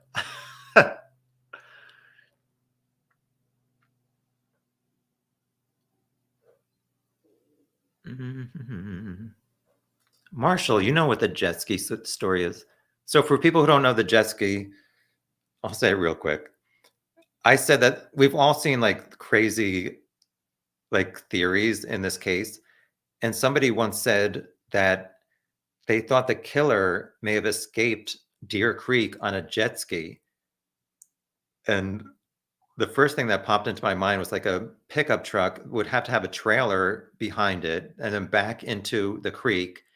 And then this killer is going to be riding on a jet ski on Deer Creek in February wearing winter clothes. Like, wouldn't people be like, what's that noise? Oh, it's some guy in a jet ski wearing a blue jacket and jeans. So, oh yeah. So I have a jet ski emoji, but you can't see it with this interface. Hopefully people on YouTube can see the lovely jet ski emoji. For pit bulls, can we all say law enforcement has really created way too many narratives? Yes, we can.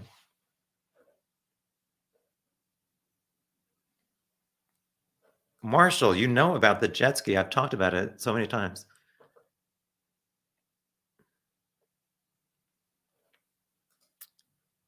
Yeah, I can't. I have to make people mods at the beginning because I have to use StreamYard, which is a different interface, so I can't really do stuff through YouTube. But thank you.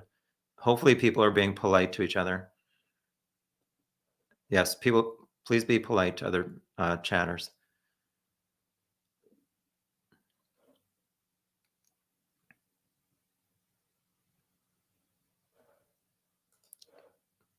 I hope this isn't a bad word. Maybe Dookie is, but anyway, Jamuki Dookie says, likely Indiana State Police and the FBI get to hide their parallel reconstruction investigations. To me, I mean, people wonder how this Rick Allen interview got misplaced. I've recently looked at older interviews and like news reports, and they said up to 200 law enforcement were on the Delphi scene within the weeks following the murders. I think it was between 20 and 45 different agencies. So, I mean, I get that there was a lot of people there trying to help out. I mean, I thought they brought the FBI in because they have like a good, I don't want to say database, but some kind of software to organize all these tips. And it's like, how can you miss like the biggest tip for 5.5 years? Oh my gosh. Oh my gosh. Too many comments. I can't. They're too inappropriate.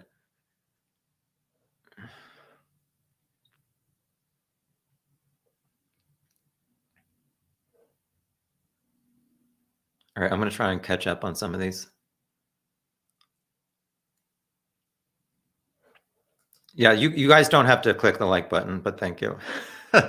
I want less people to watch this. Hi, Kimberly. Give me a thumbs down. Let's see. Anna thinks that Kegan's benefit in accepting a plea may have more to do with his dad showing up on the witness list, in my opinion. I mean, does anybody really want their dad to be on a witness stand, like just answering questions about your CSAM? I don't think so. But I mean, a lot of those or not a lot, but some of those chats mentioned dad and daddy and like doing things with like a guy in his 40s. So I don't know. I mean, police have never found anything to charge Kegan's dad with CSAM or Delphi. So I mean, that tells us something that they don't have enough evidence.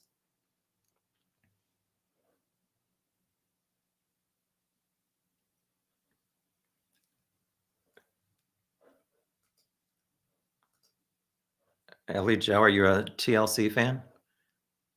They should. Yeah, I don't know which prison Jared from Subway is, but maybe Kegan will be his new friend.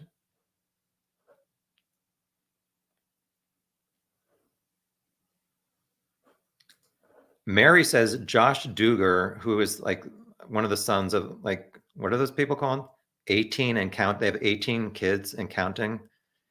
He got some CSAM on his work computer, as far as I remember. He got 151 months. 100. Hey Siri, what is 151 divided by 12? 151 divided by 12 is approximately 12.5833. So 12 years. I love when I do ask Siri stuff on live chat.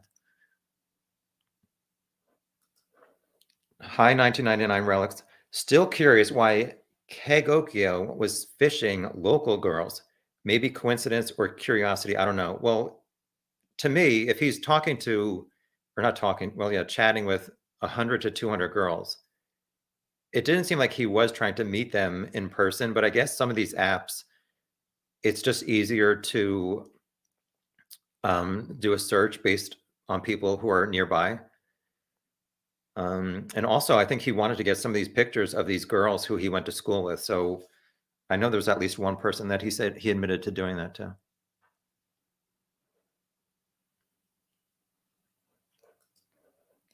Indy Pam says, if he had admitted he provided CSAM for the murderer, it would have been in the plea agreement, and there wasn't any plea agreement. However, he did have felony obstruction of justice charges. Bossy is boots on the ground in the area. Okay, thank you.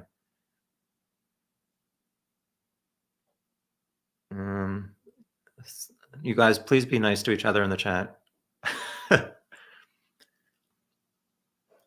Oh, Ellie Joe says, we had a cat called Thomasina. That's the first time I've seen that spelled that way. I was going to pronounce it Tome Chena.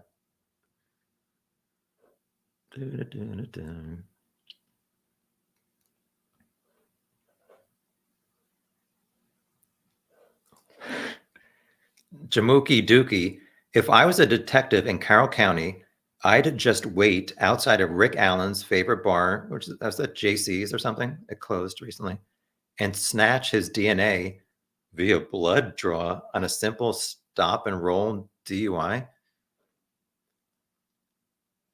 Yeah, well, I was curious. So Rick was arrested for, obviously it's a felony, and he has to give DNA. I think if you're arrested for a felony in Indiana, you have to give your DNA. So a lot of us have wondered, why would somebody who's 44 years old at the time of the murders like commit his first major crime that we know of? So they've had his DNA in the database for 5 months. If that DNA matches up to any unsolved whatever kind of crimes, at what point will Rick be charged with any other of these crimes where if his DNA matched up to something? Hi, Brad. Brad says, I did a great job on the Missy Bevers case. Well, it's still unsolved, unfortunately, so I didn't do that great. But hopefully it saved you time, like figuring out stuff.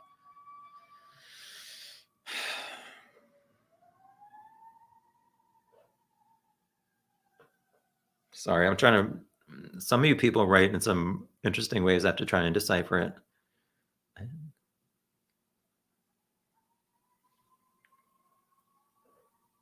Oh my gosh. Hippie said FSG. I think you, flannel shirt guy. I don't know what that's referring to.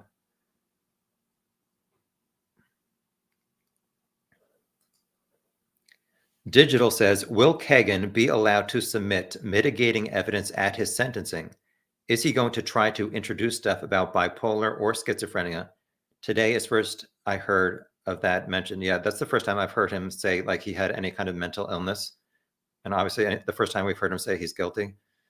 I'm not sure how this court stuff works on digital. The only thing I saw was that I guess the Kegan's lawyer, Andrew Aki, has to produce some kind of document where he's going to try and maybe combine some of these charges where I think if it's like a similar charge, you can try and combine them where his sentence will be, instead of like 5 years for each of these similar charges, it will be 5 years total for like a combination of several similar charges.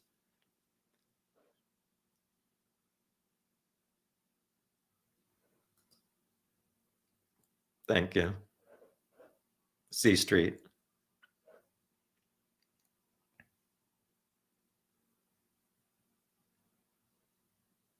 Oh my gosh. Charmaine, I think you misspelled something.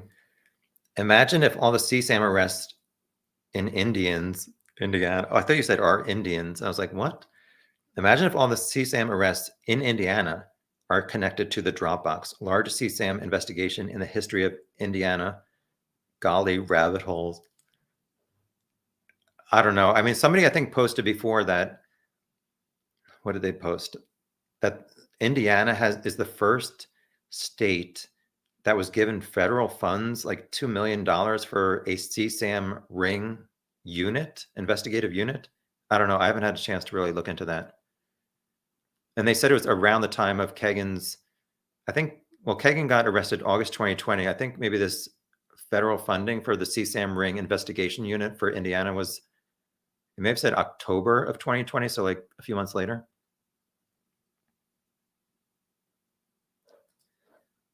Scott is talking about, I think, some of this like Cody Patty speculation. Sorry, yeah, I've never really seen stuff that really implicated Cody, like definite evidence, other than those chat or those posts where he was saying stuff about hooking up with 14-year-old girls, which is obviously shady as hell.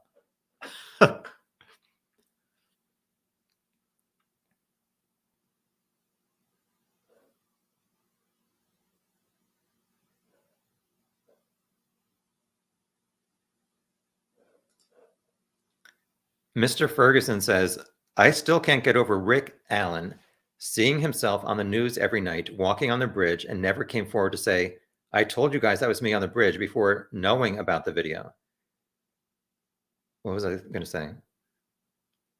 Oh, yeah. And also the photo, the screen capture of Bridge Guy, assuming it's Rick, was on the wall at the CVS pharmacy that he worked at. And obviously we've all seen the young Bridge Guy sketch was on the wall in the bar behind Rick after the murders. Obviously it was after the murders.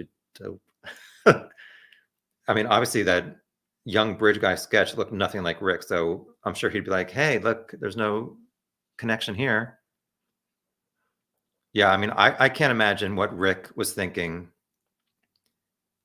as day after day went by. And plus, I was mentioning before, he worked one block from the Carroll County Sheriff's Department. So there had to be police coming into that CVS while Rick was working. Don't you think if you were totally innocent and you were out at the trails that day, totally innocent, and you went to the police a few days later after the murders and said, yes, I was there. And as time goes by and nobody gets arrested, wouldn't you ask the police who come into your work, hey, is there any update on the case? Like, wouldn't you be interested? I mean, I'd be interested to know, did Rick ever talk to any of these cops who came into CVS and say or mention anything about the case?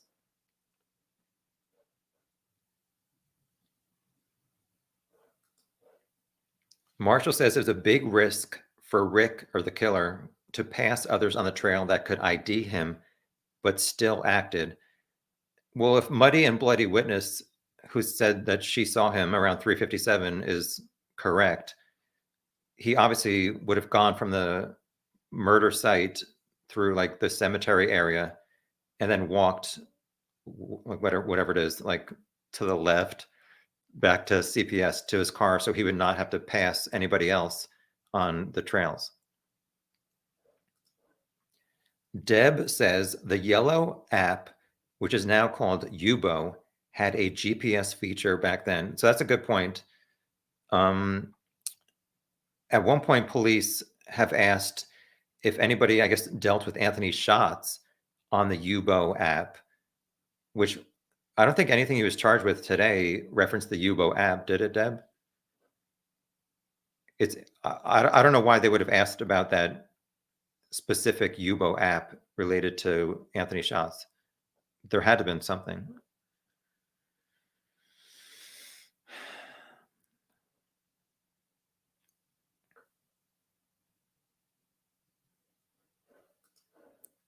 Indy Pam says Indiana is a trial. Sorry, my voice is going out. Indiana is a trial state for many companies. My grandkids were on Snapchat on Halloween 2016. No, Indy Pam. Snapchat was around.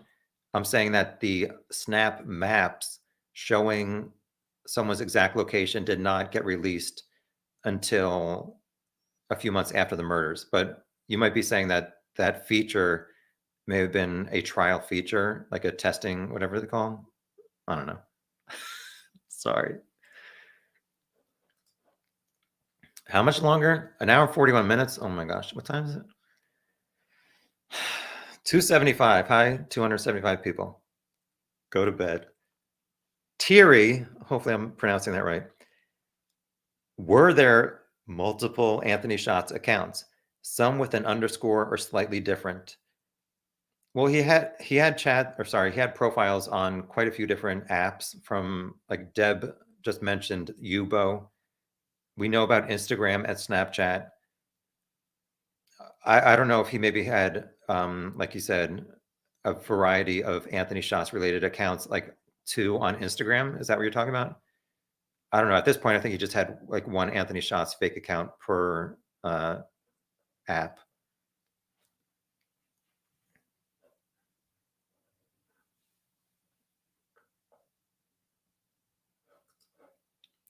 For pit bulls, we will never know details. Prosecution will fold first with some hard to pass up plea just to get the conviction.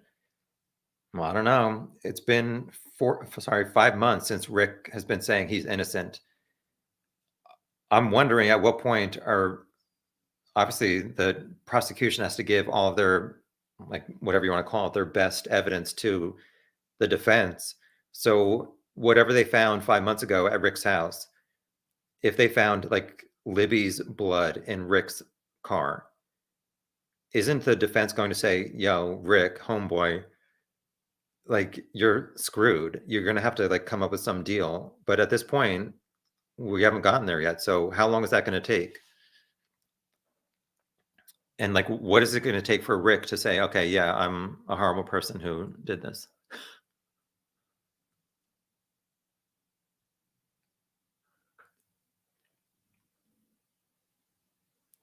Charmaine is like really trying to get me to be anxious even more often with these live chats.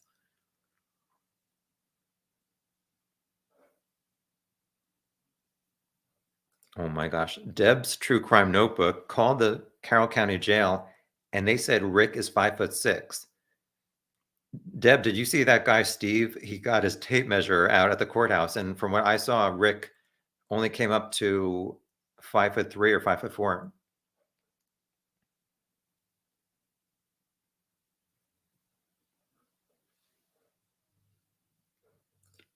Kegan is a confidential liar, not a confidential informer.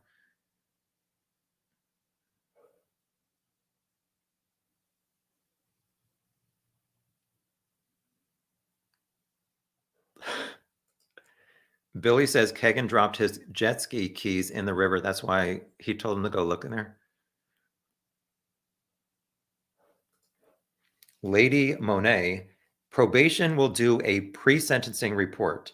Any documented mental illnesses or personality disorders will be included. Well, at what point is Kegan going to actually say, okay, I'll talk to a doctor or a psychologist or something. And what is he going to like act crazy just to like maybe get a lesser sentence? I don't know.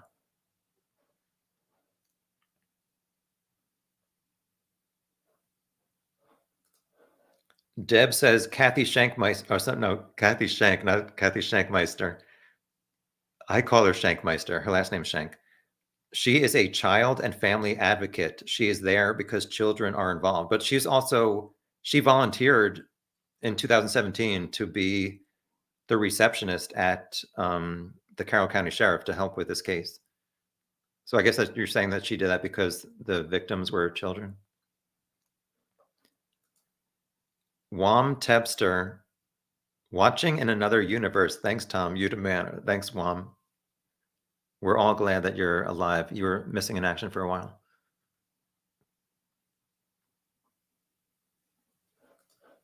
Kimberly says, Rick Allen working at the photo lab at the pharmacy is so creepy. So Kimberly is referencing, I guess, what a few days after the murders when the girls were being buried, Libby's aunt went to CVS Pharmacy where Rick Allen worked, and they had dropped off some photos. I guess, I don't know if it's to blow them up for the funeral or the wake or whatever, or memorial, but Rick Allen waited on Libby's aunt and said, okay, here's the photos, no charge. Like, can you imagine like killing two girls and then their aunt like drops off these photos that I don't know that he was really processing the photo lab, Kimberly, but her aunt did confirm that he said there's no charge. Yeah, you're so right. It's so creepy. Ouch.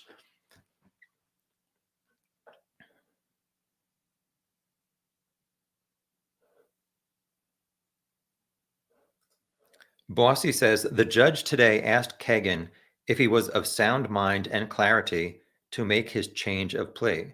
Kegan responded yes.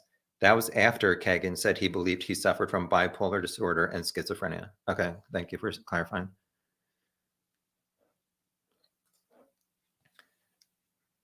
Jamuki says, because there is an old Farm Bureau building by Anderson's in town next to the new welfare office, lol. Yeah, but Jamuki, hold your dookie, because if Rick, his Ford Focus was, I have to burp. Oh my gosh. I'm going to do my, oh my gosh, my Taco Bell drive-through cup. I always say it's full of vodka, but it's not. I don't drink. All right, back to Jamuki. Why do I do these live chats? I hate doing this stuff. Anyway, Jamuki, he did not park at the old Farm Bureau building because Hoosier Harvest Store is right near Mears lot. And that was referenced in the PCA saying that it saw like these various witness cars. They saw Rick at 127 driving in the direction of the CPS lot. And these girls, these three juveniles, saw Rick soon around 1:30. So there's no way that homeboy parked at the old Farm Bureau building. He parked at CPS. So roll that Jamuki up your dookie. No, I'm kidding. I'm just specifying what I think, which is the truth. Oh my gosh. Don't be mad. I'm just saying what I think is the fact. Mandy, hi Mandy. Was Kegan also charged with using a minor's identity for Emily Ann, or just the real guy behind who's Anthony Schatz's pictures? It was just Anthony Schatz, as far as I know, because just coming up with a screen name, Emily Ann, it's not really taking a real person's identity.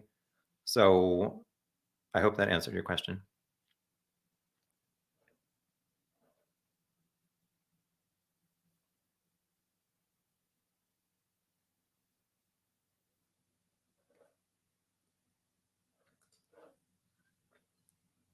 Demo Suche?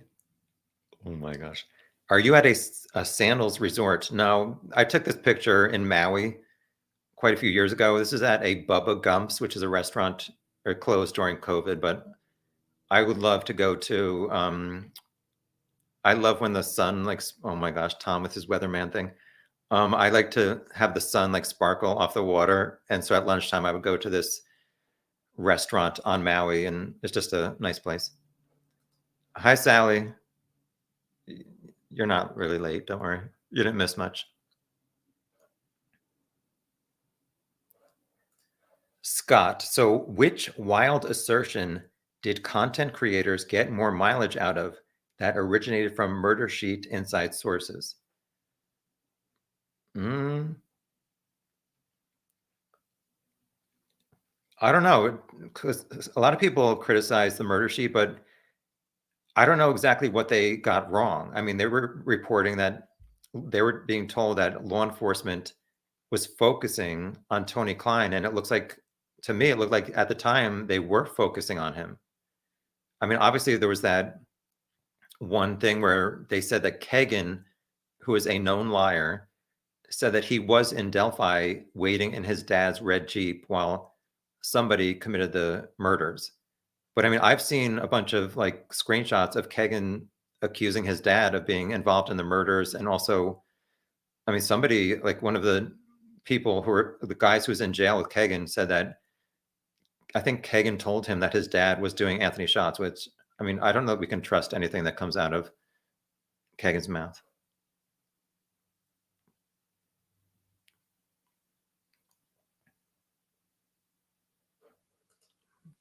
Billy's not here, but thank you for joining. See you at the Jet Ski Club fundraiser on Saturday.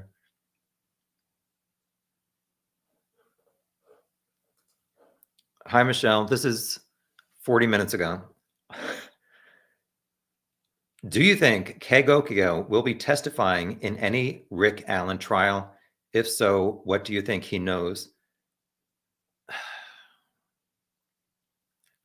At this point, I have not seen any connection between either of the Kleins and Rick Allen. Obviously, Rick at one point worked at the CVS in Peru, which is where they live or lived. So, I mean, you could say, yes, they interacted as customers with Rick, but it's like, at what point do you go from being a customer at a checkout and then like planning this murder or something? It just doesn't really add up to me. So I've not seen any connection between the Kleins and Rick at this point. So, I mean, the police haven't seen anything either, or else they would have at least charged either one of them, I guess. So at this point, I would say I would not expect Kegan to testify at the trial. Scott says Marathon gas station or lost thumb drive by FBI. So there's two rumors where one was that Kegan searched Marathon gas station Delphi, I guess, like on his phone browser. It wasn't really specified which, like how he searched it on the day of the murders, like which would indicate he was planning to go to Delphi and maybe meet somebody at the Marathon gas station, which is somewhat close to Rick Allen's house, which Delphi is not that big of a city.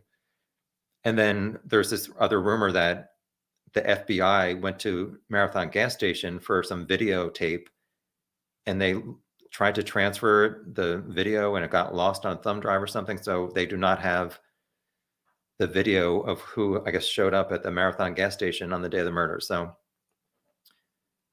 I don't know if we'll ever get any clarification on exactly did Kegan search Marathon gas station on the day of the murders and why. I don't know. Wife Lilith asked him that. And I asked wife Lilith a question a half hour ago. I don't know that she ever answered. Maybe I'll get to it in an hour or so. I'm at 1 hour and 53 minutes. I'm going to stop. I always say I'm going to stop. I'm going to stop at 2 hours and 59 minutes if I am paying attention to the clock. I'm tired.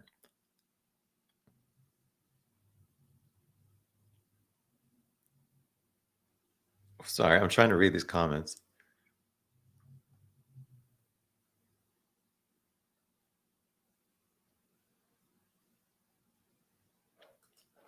IS, is it possible that Kegan accepted a plea deal for a lighter sentence that will not be disclosed publicly?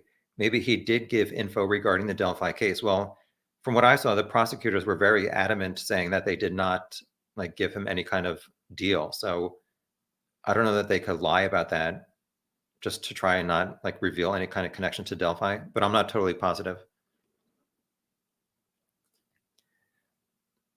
Just tuned in. What happened? I don't know. You probably tuned out by now, so I won't even answer.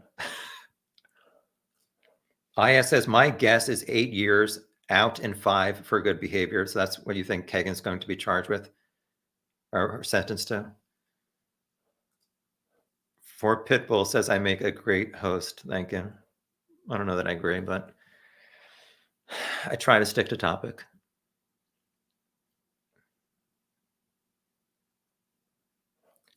T says, Rick Allen outed himself there at the time. End of story.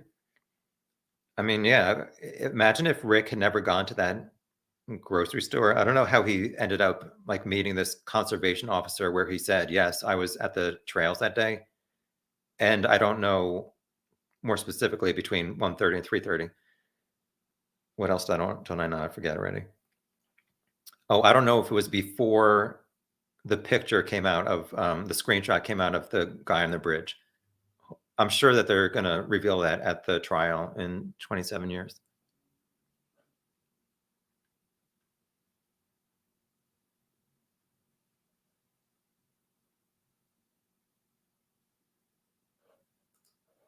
Patricia says this was the type of crime committed by a lone perp. He fits the bridge guy, and I believe he is the killer of the girls.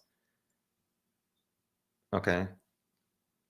Yeah, I cannot say definitively that is Rick as bridge guy, just because the face is too pixelated. So I'm always hesitant to say yes, Rick is the bridge guy. But time-wise, like timeline-wise, I just can't imagine it being somebody else. The body type, when it's zoomed out, I think it matches his body. Not that I've analyzed his body, but what else? And also the voice. Yes, I did hear Fig Solves, his enhanced audio did somewhat sound like Bridge Guy, although my voice is very tired, so I kind of sound like Bridge Guy right now. We never sleep in London. Well, I'm glad I'm not in London. Get Ficked. You look like a young Paul Rudd. Well, that's the first time I've heard that one. I've heard a few other ones. I don't know if that's a compliment or not. I guess so. Thank you.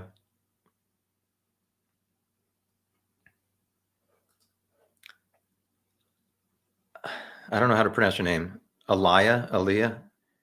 I do not remember getting off for President's Day. I looked online recently for Indiana for 2017, and they did have President's Day on the school calendar. However, I mean, it did not say specifically it's a day off, but I mean, I would think that they would have off for that, but apparently they did not. I don't know.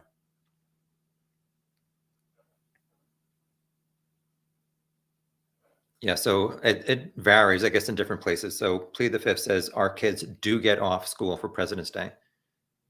I don't know that it matters other than her saying I got off the school bus and I saw this ski mask guy on a Monday afternoon. But if it was a holiday, why are you getting off of a school bus?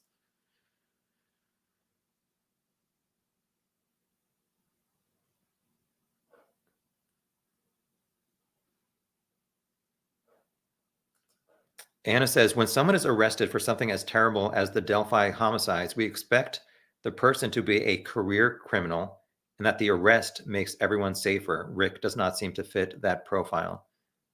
Yeah, I mean, as far as I know, he was never arrested before. And the only real incident with police was when he was drunk and his wife called the cops. And I think they just wanted to take him to a hospital, which is like, how drunk are you that you have to go to the hospital? So I just saw somebody donated something. I saw something before and I missed it. And I'm sorry. Let me look real quick to see who gave something before. I think that's Run the World who just gave this recent one. Thank you so much. And I'm trying to find this other person so I don't seem like a jerk. Well, I think maybe this is it. BuzzFeed print edition. Thank you very much. I don't know if that's the official account. If you have a members chat about Missy Bevers, I'd like to join that month so that I can hear it live. I'll be on my best behavior. Well, I'm going to do it probably like 2 weeks after Aaron Stoner releases his suspect video. I'll give my members like a chance to watch that and to listen to the True Crime Broads interviews with people saying it's this other woman. And then I want to wait until Aaron releases his video so we have stuff to talk about. But thank you, BuzzFeed Print Edition. Hi, Bud. Nice to see you.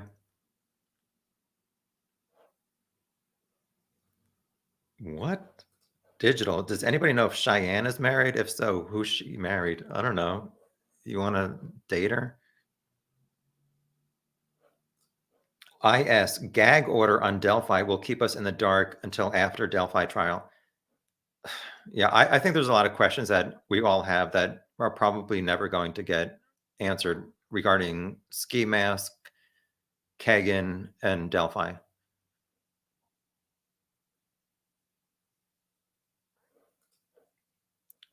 Hippie, Rick definitely saw the girls. Yeah, there's no way he didn't. And there's no way for another 2 hours he never saw anybody but those 3 girls near Freedom Bridge, please.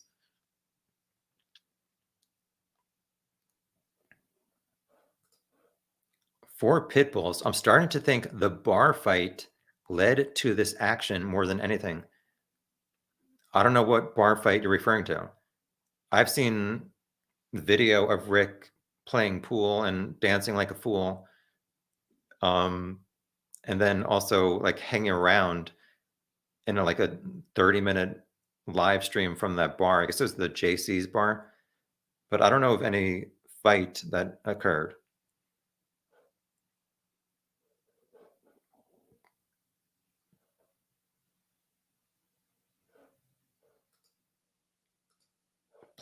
Sorry, my voice is tired. Plead the fifth. What blows my mind is Rick has never been in trouble for anything like peeping toms, how dare you, or stalking or domestic violence or anything like that. And then boom, he's charged for a crime like this. There were some like speculation, it's obviously not confirmed, that there was maybe some domestic violence with Rick and his wife. However, the only thing that I know is that one, I guess, 911 call where she said he was drunk, but there wasn't any abuse as far as I know, that where he was like hitting her or anything. And also something I did recently, there was some local Indiana reporter who I was watching a report about Rick, and the reporter mentioned this 911 call where the police came to their house, the Allen's house, because Rick was drunk. So I wanted to try and find out where that report is, and I haven't had a chance to find it out. And I DM'd that reporter. He did not reply. So do any of you, or have any of you had a chance to find that Rick Allen drunk police report? Or even like a 911 phone call log?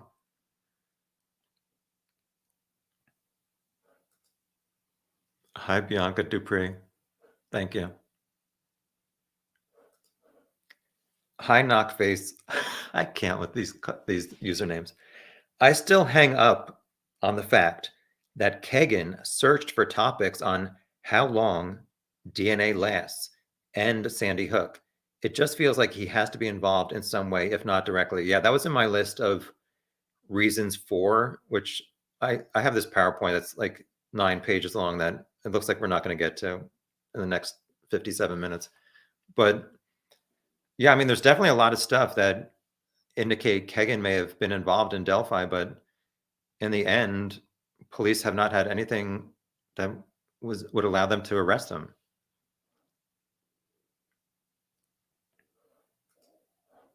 He looks, my stomach is growling again.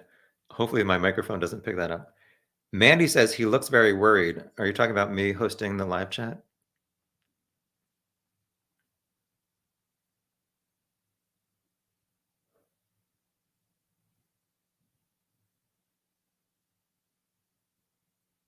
Sorry, I'm looking for comments that we have not talked about. Digital, do all probable cause affidavits contain a paragraph stating we believe these witnesses? I don't know. The only other PCA that I think I've read is I read the one for Brian Koberger for Idaho. I did not follow that case. People asked me to, and I was like, no thanks. That PCA for Idaho was a lot better, in my opinion, and a lot of other people's. But I'm not really familiar to answer this question for you. Sorry. Oh my gosh. You're smoking pot at 420? Don't tell Kegan. Is that the first thing he's going to do is like smoke a joint when he gets out? Bud Bundy, surprised they haven't tried blaming Ron Logan for the Flora fires. I've tried to avoid that Flora fires case where the 4 young girls got, I don't know if you want to say murdered, but it was an arson, and it's just so horrible. I know that they recently released a police car video footage. I guess when a police officer pulls up to the house, I don't know. I saw people talking about it online, and I can't watch videos like that knowing that there's 4 girls in that house who the house is on fire and they all died. I can't watch that. So I've tried to avoid that case.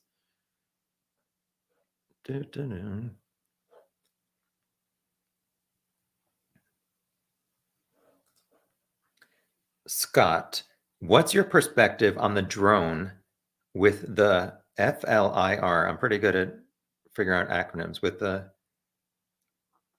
what is it? Isn't it like oh my gosh. Hey Siri, what does FLIR stand for? Forward-looking infrared cameras, Oh, typically used on military and civilian aircraft, use a thermographic camera that senses infrared radiation. all right, go to sleep. Would you like to hear? No. So forward-looking infrared cameras. Okay, so what do you think about this drone not recognizing the bodies if they were there? Were they there? Obviously, a lot of people have wondered about this, Scott, where, I mean, this happened at 2:15. I guess they were over the creek by that time. The family shows up at 3:15. Her dad shows up. They look for them. Obviously, they're not going to look on the other side of the creek, because if they're last spotted or her last Snapchat was on the bridge, do you really think that they're going to like be hanging out on Ron Logan's property? So I'm not that concerned about them not finding or not searching on that side of the north side of the creek. But you're talking about like this drone, which would be able to see any heat coming from their bodies. I don't know. I do not think that they were like moved and then brought back the next day. In the Ron Logan search warrant or whatever, it said that they were found near where they were killed. So I guess there was a lot of blood where their bodies were found. They were staged and moved, but that could have been like a foot or two. So I don't know. I know some people have said, oh, I heard that Abby survived through the night. And I just don't believe that. I know people are going to disagree with that, but if they're like both stabbed in the neck, which we don't know for sure, do you really think she's going to live at least 8 more hours? Like, how is she alive, but she can't move? Like, and she's bleeding out. I just don't believe that either of them survived through the night. So I hope that answered your question, Scott.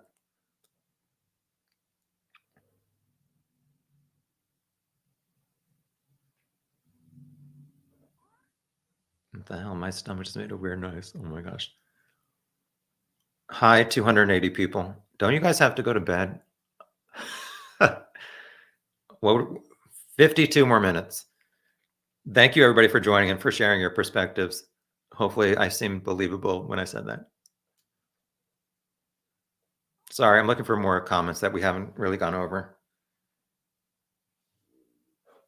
So, yeah, this is a follow-up to this. Anna says, a person who claimed to be local and a search participant said the search and the drone worked mostly from the south end of the bridge, west to Abby's house.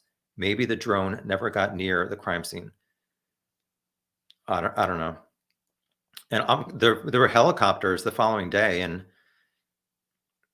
I guess it was, I mean, the footage, which I'm sure some of you have seen, is like at least a half hour. And at some point, you can kind of see like these flash bulb lights, which people think that there was like a crime scene photographer. So I don't know why those helicopters did not really see the girls. I don't know how, if they were covered with leaves or what. I don't know.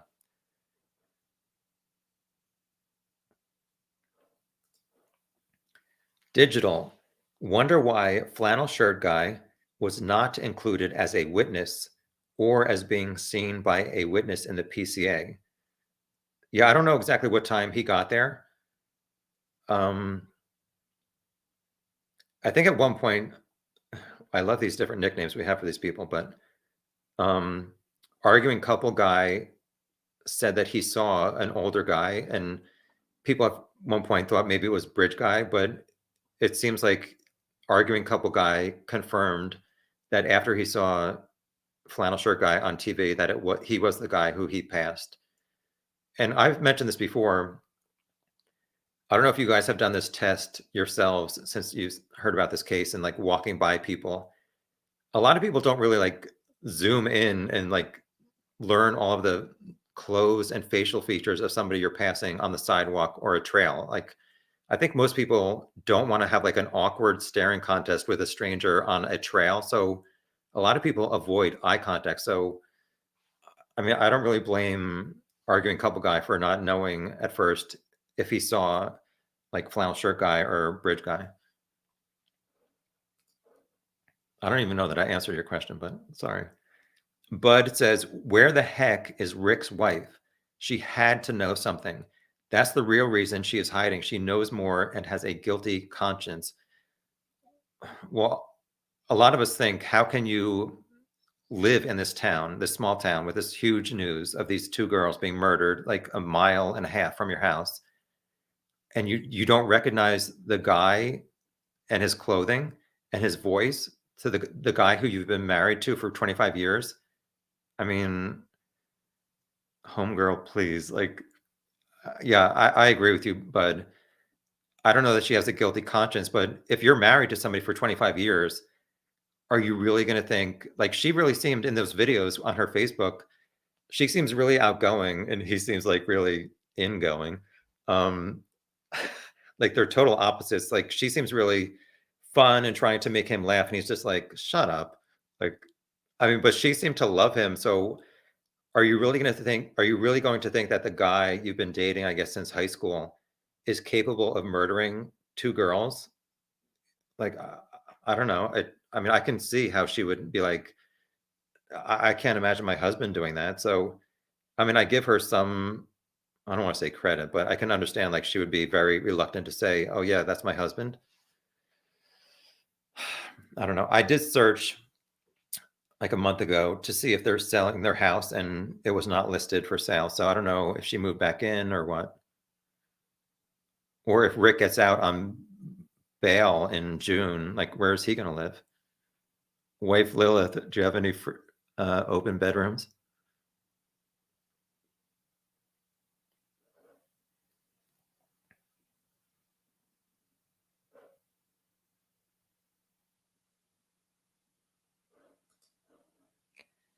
Anna says police waited a couple weeks to arrest Rick Allen. So you're saying they raided his house October 13th. It seemed to me like they took him into custody on the 26th and they kept him there. And then I guess they had 48 hours to charge him, which they charged him on Friday, the 28th, which was 2 days later. He was arrested at work. I don't know if that's true. I'm not doubting him. Doesn't sound like law enforcement thought he was dangerous. I assume they found strong evidence in the search. Yeah, speaking of his wife, I really want to know what they were talking about as they were sitting outside of their house for 10 hours or whatever, as police are like rummaging through it. Like Rick and his wife sitting in a car. I don't know. I want to hear that audio.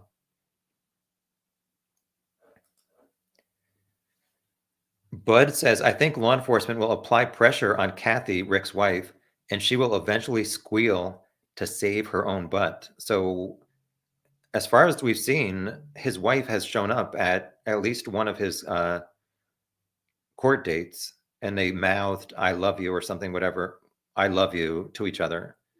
So, homegirl and homeboy are still sticking it out. Oh my gosh. Bianca, the burping is part of why we love you. Thank you.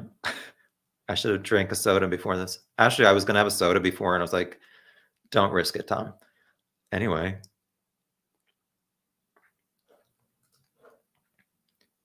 Anna Scott was just, I'm sure you saw this like 5 hours ago when he wrote this. There was an interview with a drone operator where he said he ran that drone over the entire area 2 times, respectfully. I don't know, Scott. Do they have footage of that? Is it saved footage?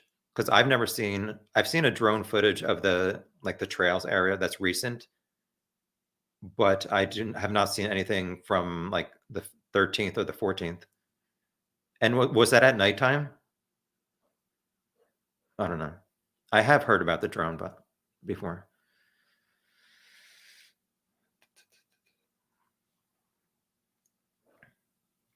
Oh my gosh. I had some leftover sandwiches from work. Thank you for your concern. I wouldn't have like a caprese.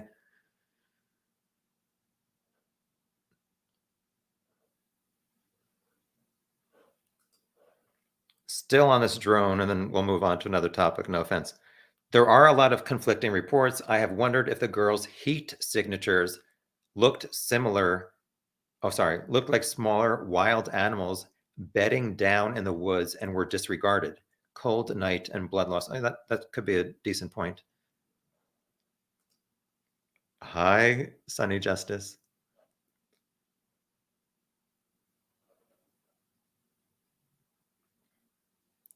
Sorry, I'm just looking for more comments.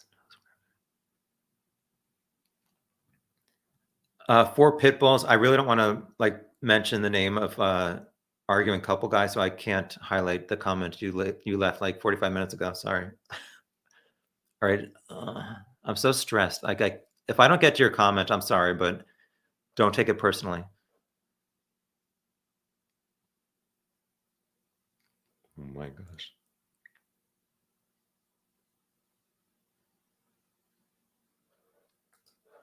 DNA King is still hanging around. Thank you, everybody who's been here like the entire 2 hours and 17 minutes. One of the biggest things I've learned in my practice, DNA King as a lawyer, is that the case in law enforcement files is vastly different from the case that the public knows. Yeah, I mean, from what we learned from the PCA, I mean, we never knew that Hoosier Harbor Store, I mean, some people knew, but we didn't know that Hoosier Harbor Store was picking up all of these cameras, or sorry, these cars going by. And also, what was I thinking? I wanted to share something. If Rick, so they have this Hoosier Harbor Store camera since the almost very beginning, you would have to think. It's like right next to the Mears lot. So they see a black Ford Focus drive by at 127 in the direction of CPS lot. And then they know that the 3 juvenile girls passed some guy coming from Freedom Bridge CPS area. So it's like, why were police not able to match up that car, Rick's Ford Focus, like with other like cars in that town? Like that Ford Focus, if you saw it from October 2020, or sorry, October 2022, when it was on that flatbed truck as they towed it away from Rick's house, it's a very interesting shape of his car. So, I mean, I just can't imagine, like, I don't know if he was going so fast and that the Hoosier Harbor Store camera did not give a good like idea of that it was a like Ford Focus. I don't know if it's a hatchback or what, but it's an odd shape. So, like, wouldn't somebody on the law enforcement say, okay, there's this weird looking car, this black car headed towards CPS lot. I've seen that car parked at the CVS pharmacy.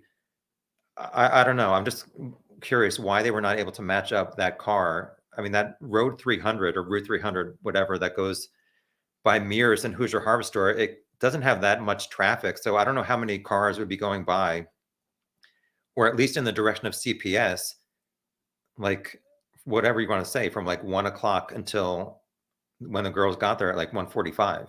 I don't know. That was just something I was thinking of. Like, why could police at the beginning of the murder not like make that connection with Rick's car?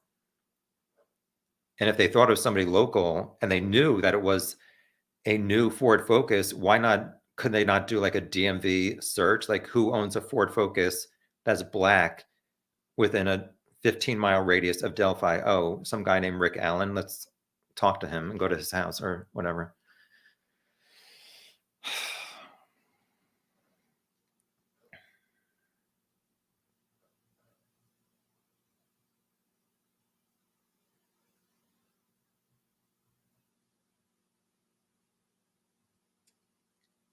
Sorry. I'm just looking for some new like topics that we haven't discussed.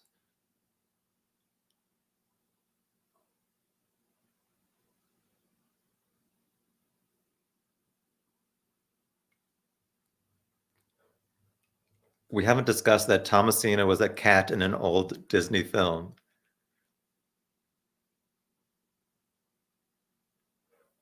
Mo Mouse, when does Kegan get sentenced? May 18th.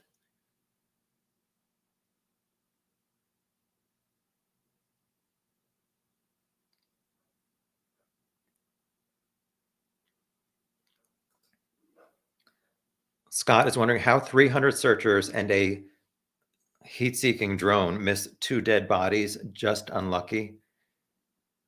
Well, if the drone was there in the middle of the night and they died at whatever, like whatever you want to say, like 2:45, would their bodies still, I don't know. I think I remember seeing something where it showed like how their temperature would have decreased over time, but I honestly don't remember.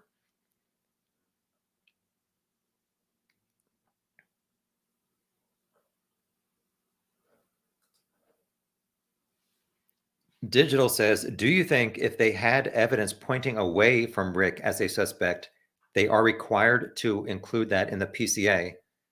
Why does the number of people watching keep going up? I'm sorry. Hi, almost 300 people. So what I've learned from this is there's something called inculpatory and exculpatory evidence. And right now I'm drawing a blank. I know some people are like, Tom, exculpatory means, I'm going to say the wrong thing. Hey, Siri, what is exculpatory evidence? Okay, I found this in the web for what is exculpatory evidence. Check it out. Yeah, she's my Siri is, I think, Australian. Oh my God, my stomach is growling. Exculpatory evidence is evidence such as a statement tending to excuse or absolve the alleged whatever killer. So inculpatory, oh my God, I don't know. Forget it. Oh my gosh. I have to delete that part from the replay. That's so embarrassing. Sorry. Oh my gosh. I hate doing these live chats.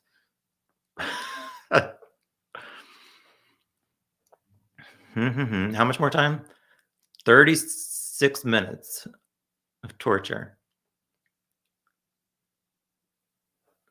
All right. I'm almost 50 minutes behind. I'm going to, sorry.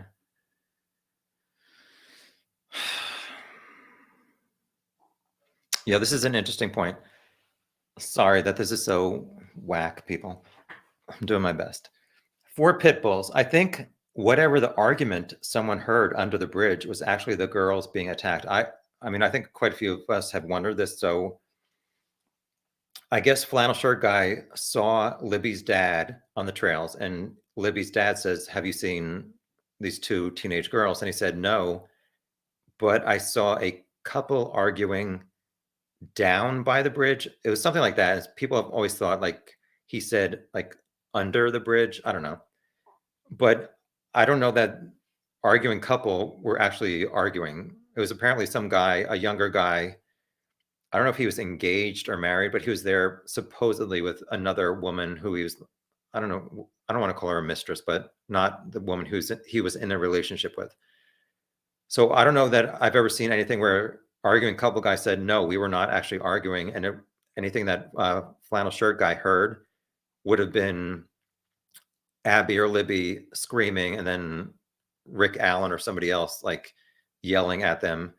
we've all wondered, like, how could nobody have heard Abby and Libby screaming? Like, if it was one guy, let's say Rick, he had a gun to intimidate them, but he also had a knife that they were killed with. Like, why did we not sorry, not why did we, but why didn't anybody not hear them screaming, like getting stabbed or seeing their friend get stabbed? I don't know, maybe Rick or somebody gagged them at some point. If he's on the bridge and he shows them a gun and says, go down the hill, and then at some point he puts tape over their mouths, like masking tape or something, maybe they could not yell. So, I mean, that's a good point, but I don't know. Somebody would have to ask arguing couple guy if he was actually arguing loud enough for flannel shirt guy to hear them. Ellie Joe, who is Cody? For God's sakes, Cody Patty.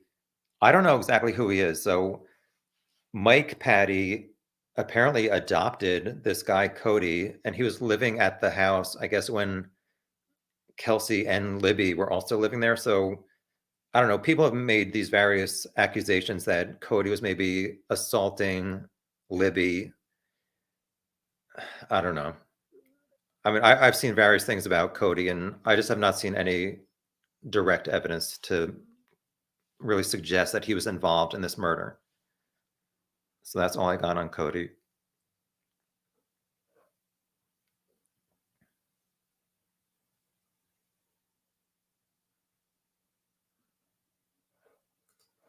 Scott says, at one point, didn't the FBI say they had interviewed Bridge Guy and cleared him?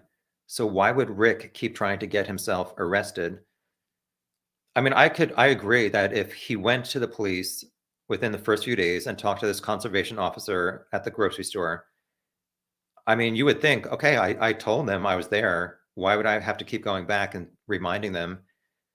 But I mean, to me, like the April 2019 thing where Doug Carter saying anybody who was parked at CPS, I mean, wouldn't you like at least say, hey, to one of the cops who come into CVS, say, I was parked there. Don't you guys remember that I told you that? I don't know. And as far as the FBI saying they interviewed Bridge Guy and cleared him, I don't think so. I was looking for an old interview, and Sergeant Kim Riley, like one of those spokespeople, he at one point said, I think he said we have identified everybody on the trails that day except Bridge Guy. So I don't know about that, Scott.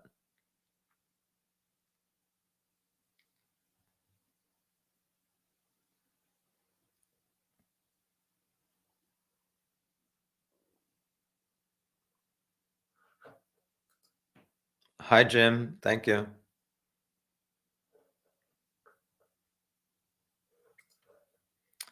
Anna says several reports described clothing in the creek. I can't figure out why that was not found on the 13th. I'll get to that in a second. Suddenly, around noon on the 14th, they found the clothing, a shoe, the phone. So I'm not certain where they found this clothing. I think it was kind of under the bridge. There's like, I don't know, like, I don't want to say a reef, but there's like some kind of like dead vegetation that this stuff got stuck in. So what I was thinking is that whoever killed the girls, I think the items were, I forget, underwear, a shirt, and maybe a sock. I'm not totally positive, but I think that if the killer touched those items after they staged the crime scene, they went down to the creek, which wasn't that far from the crime scene, and maybe they felt like their DNA got on those items, so they did not want to leave them at the crime scene. So all three of these items were found like in the same general area in the creek. They got like stuck under the bridge. So, I mean, this is just speculation. I would think that the killer went to the creek, let go of these three items. Maybe they dunked them underwater to thinking that they could get rid of any kind of DNA.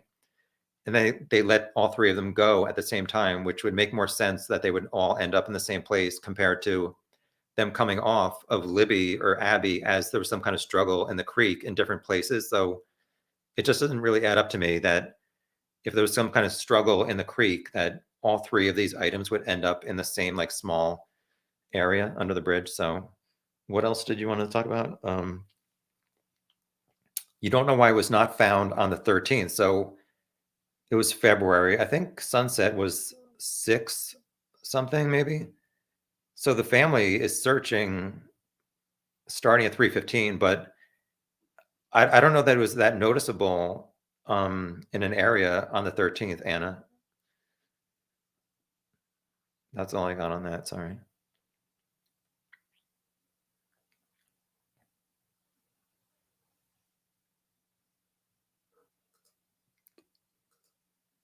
And I hope you're feeling better. I've been highlighting a lot of your comments today. Let me try and get to some other people.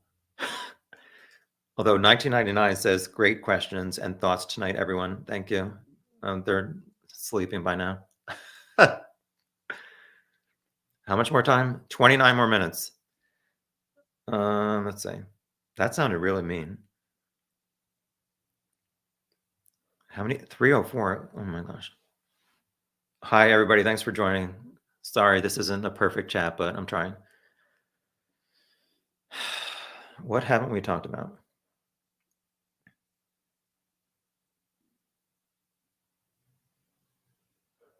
Yeah, so for people, Alaya said, what 5'3" or 5'4" would be very noticeable for Rick's height. So some guy, Steve on YouTube, I don't, that's all he goes by, I think. He took a tape measure to the Carroll County Courthouse and he went to the area where Rick was walking into the door that says museum or whatever. And he matched it up to like the top of Rick's head, and it came up to like 5'3" or 5'4" on the tape measure. So I know Deb just said that she called the jail and they said he's 5'6", but I don't know. He seems to be like a little bit shorter than Tobe, and Tobe does not seem to be that tall to me.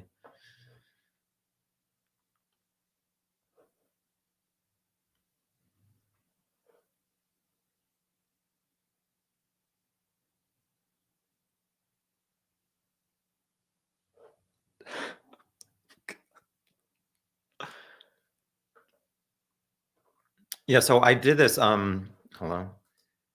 I did this chat. Let me just show my stupid PowerPoint real quick. Hold on.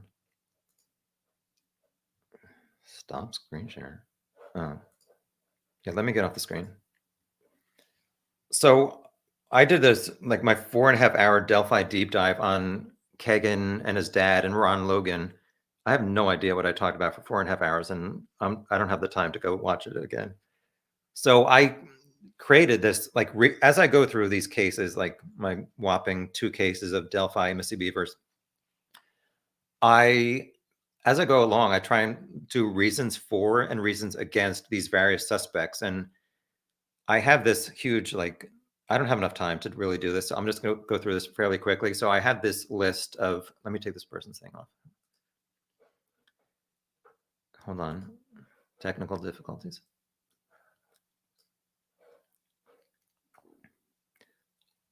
So I just came up with this list of reasons for and against, and I was going to go over it tonight, but it seems like we have a bunch of these other comments coming through. So I'm not going to really go through this, but if you're watching back on replay, you want to pause it. I'm just going to go through these for a few seconds. So, I mean, there definitely was a lot of stuff that would kind of point to Kegan being involved in the murders, like with these searches and stuff. I mean, various people looked at both Kegan and Tony's Facebooks, and it seems like they backdated their posts. Like Kegan said he was working in Las Vegas on February 12th, the day before the murder. So, like, why would you go back and change the date of that when Kegan was in Peru, not Las Vegas, on the day before the murders? It's like, why are you trying to be deceitful? What else? Yeah, so Tony's house, I mean, people criticize Murder Sheet saying that they were like chasing Tony, but Tony's house was apparently raided again. His neighbor said that in November 2021, a few weeks before the Anthony Shots profile was announced, that Tony's house was raided again and his dog was removed to maybe check for hairs matching animal hairs found at the crime scene. So, I mean, some of this stuff does add up. And then here's the against. To me, the Klein's body does not match up with the guy on the bridge. Neither does the voice. Neither does the facial hair.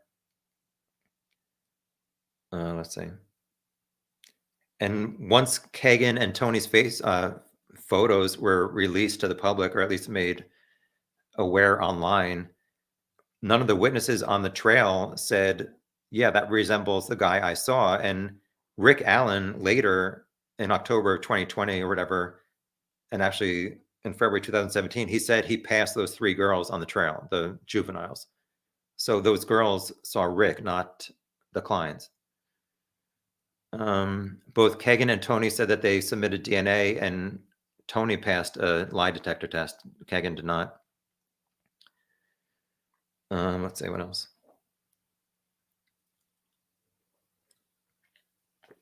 I mean, the biggest thing against the Kleins being involved, it's been quite a few years, and neither one have been charged with anything for Delphi.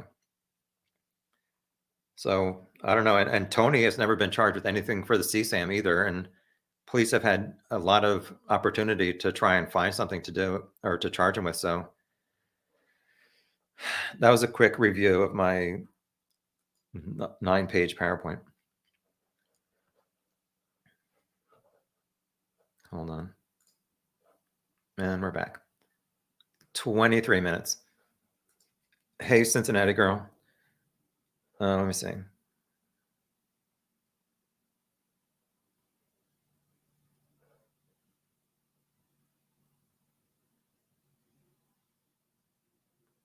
Sorry, I'm just looking for some topics that we haven't discussed.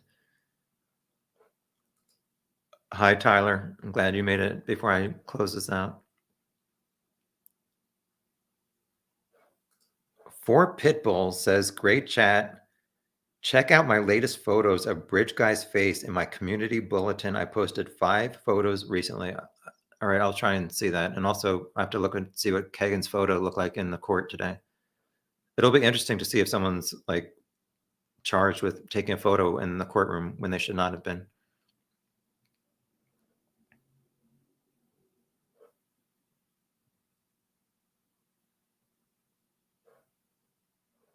Oh, so some people are saying they heard that Rick talked to the conservation officer on the 13th as well.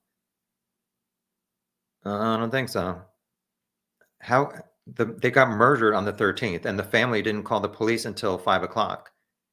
How would a conservation officer even know to talk to Rick before it was even like, it went on Facebook, I think around like 6 something, where people were saying there's these girls who are missing, keep an eye out for them or go look for them. So I don't know about that, Digital. Do you have a membership link? I think if you go to just like my main page, it says join. You're not missing much.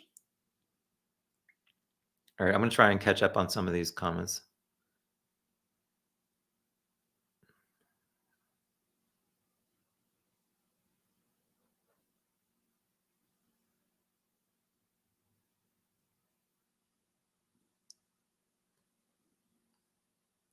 I hate like trying to find comments in awkward silence. Oh my gosh. Yes, I'm stopping in 20 minutes.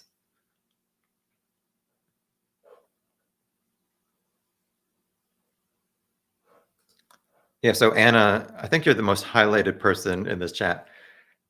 If Kegan did do a search about the Marathon gas station, but he never went to Delphi, I guess nothing was lost with the with the lost videotape. Well, was he meeting Rick there? I don't know. To me, it doesn't really match up that Rick and Kegan would know each other. It's like, how are they communicating, but police never found any evidence of them communicating, at least that we know of so far. I don't know.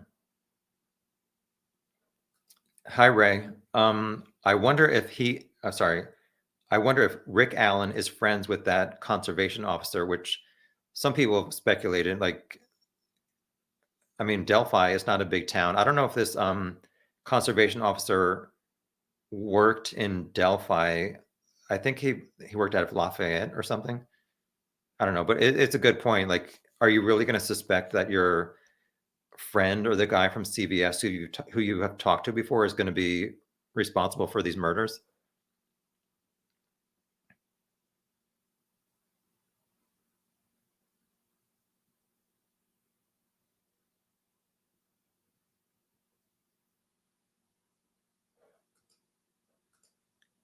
Lady Monet, I heard or read that Tony Klein went to high school with Richard Allen's wife. That's the first I've heard of that.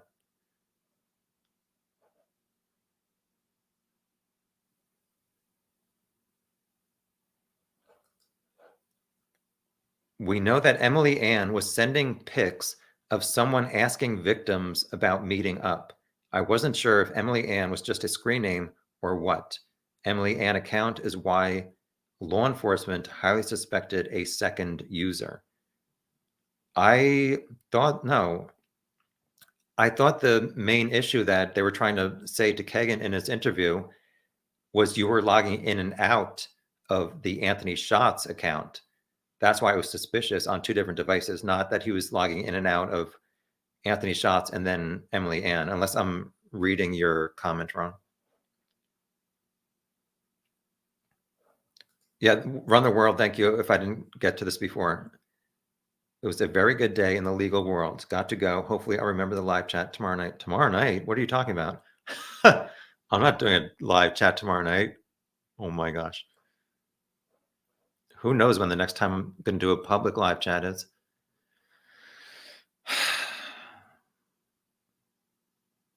Sorry, I'm going to go down to the bottom. Hold on. Charlotte, thank you very much. I appreciate it. As usual, my plants have me perpetually distracted. You're my favorite deep diver, so here's to make up for my missing memberships. I'll be joining momentarily. Have a lovely weekend. Thank you, Charlotte. I really appreciate that. Yeah, if you miss my PowerPoint and you really want to see, I doubt you really want to see it, but just go back and pause later. It's a crime and shame. I believe it still has something to do with Derek. I don't know. Derek, who's Derek? Her dad? Is Derek her dad? What's her dad's name? Derek German is her dad? There's so many people that you have to like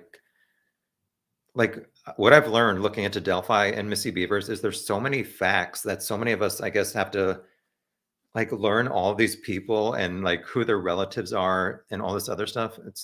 I don't know. There's a lot of stuff. Yeah, I guess Derek German is the dad's name. Here's a name I've never heard.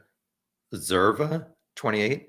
Maybe they'd actually found the specific knife used in the crimes along with the pistol when they performed a search warrant on Allen before arresting him for the murders in late October 2022. I don't know. Wouldn't you think that he would have gotten rid of at least the knife if it had, obviously would have their blood on it. A gun, I can see him keeping it. I don't know that he would have even known that his bullet was left in between their bodies. He may have thought he lost it somewhere else. So I don't know that I don't know what to say smart enough, but was he smart enough to know that that bullet that he maybe like pulled back on his gun to intimidate them, that it would create a marking on the bullet that could then be tested when they confiscated his house or raided his house and confiscated his gun to match up. I don't know that he would have known that. And I've never heard about them finding a knife, but I'm not sure.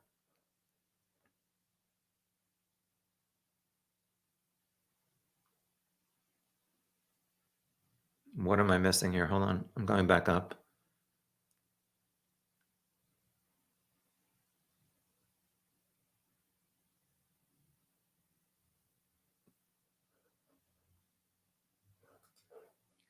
Angel Ray, if there was DNA on anything, it would have been in the PCA because it is more damning relevant than an old bullet.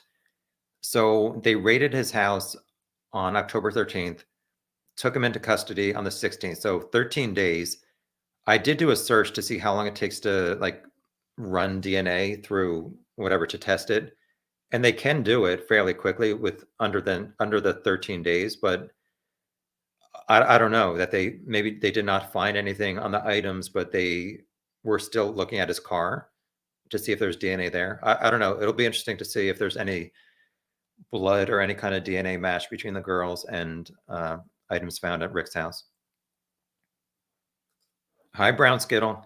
Is Kegan really schizophrenic? It's self-diagnosed. At least that's the first time we've heard him say that in court. He said he was bipolar and schizophrenic. So some people are wondering if he was just trying to get some kind of sympathy from the judge. Hi, Boost Mobile. Good to see you too. I believe Kegan has something to do with it, along with Rick. I think Kegan let Rick know that the girls were going to be there at the bridge that day. Yeah, but and how did he do that? Because police would have seen Kegan texting Rick's phone, so they would have known about Rick. I mean, if Kegan texted somebody from his phone on whatever, February 13th, and that phone number was Rick Allen in Delphi, don't you think police would have already looked to see who that person was that Kegan was texting that day? I don't know. I mean, some people, I guess, think that there's some kind of random profile that was police have not been able to find out who was behind it or if it was Rick or I don't know. I'm tired. Sorry. This chat is going downhill real quick. And my stomach is still growling. 13 minutes. I think he'll get 20 years, parole after 15. I don't know. I'm thinking about 10. Brandy, do you offer channel memberships? Yeah, but at this point, I tell people not to really do it. $2.99 is the cheap one. And at this point, I'm only doing member-only chats on the third Saturday of every month at noon Pacific, 3 Eastern, 8 UK, 7 a.m. Australian. I did the memberships because there were way too many trolls like ruining the private chats last year. And I was not going to continue doing these public chats. And some people said they wanted me to continue doing them, and they suggested doing memberships so that people or they would have less trolls. And it seemed at the time that there were going to be a lot of, like Rick Allen had a mid-January, February, and March court appearances. So I thought the third Saturday of every month would be good to line up after each court appearance so we would have stuff to talk about. And everything's gotten delayed. So I don't know. I'm still doing these live chats about Delphi the third Saturday of every month. So the next one is April 15th. It's a criming shame. Cody Patty lived a couple doors down from Richard Allen with his girlfriend at the time, baby's mama. I don't know, but have you ever like found anything like what do you think? Why would Cody want to kill Abby and Libby in connection with Rick Allen? I just don't understand why he would do that. And whatever, Becky Patty, Mike Patty, and Kelsey all know about this, and they're like, "Oh yeah, we're fine with you participating in Libby's murder. We're gonna join the conspiracy." It doesn't add up to me, to be honest.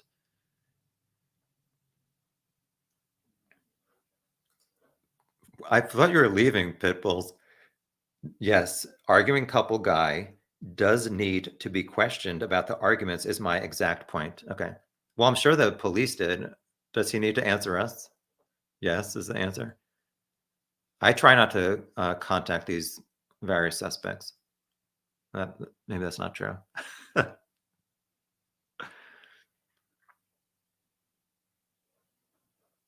What does it say? I thought the report the conservation officer took from Rick was lost until recently. Yes, until it was lost until October 2022.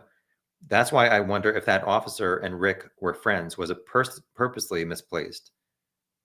I don't think so. I think it was so hectic with all these different agencies and officers within the first few days and weeks that It just seems like somebody lost it. I don't know if it was a piece of paper or what, but we're all glad that they found it.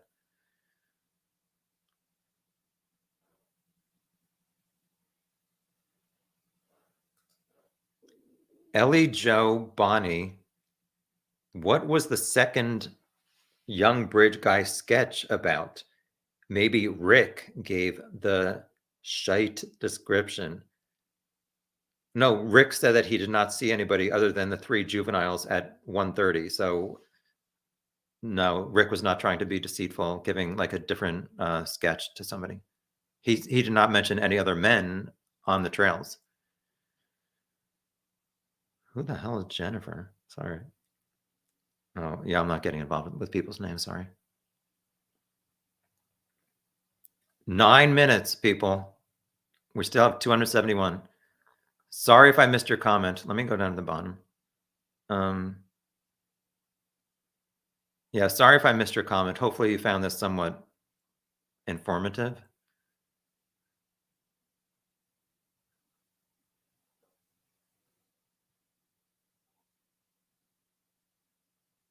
Sorry, I'm just looking for some more comments.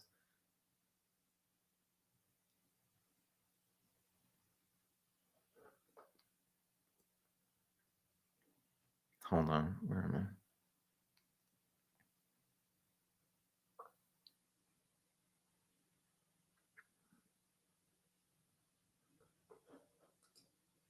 Julia, what seems weird to me is that if Kegan searched specifically Marathon gas station in Delphi, if I'm in a town I'm not familiar with, I would search gas near me. Yeah. I don't know. It's like, I don't know where he was when he searched that. And he said that he told the police that he never went to Delphi. I think he said to the police he never went to Delphi. Somebody else in some other interview or something, he said he went once for a football game in high school. I don't know. I've seen various things where he said he did not drive, and other times he said that he did drive, but not very frequently because he got very anxious driving. So he said his girlfriend would do it.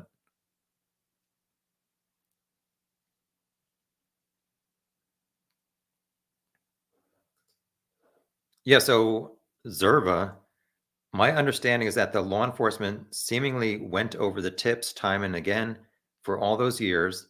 Then they finally stumble on the big tip connecting Alan to the scene and the crime.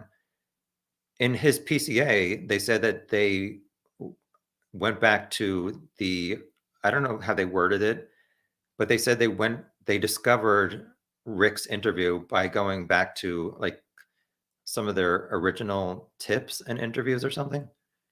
It was definitely in the PCA that they've said they looked into him again in October 2022 by looking at old tips or whatever.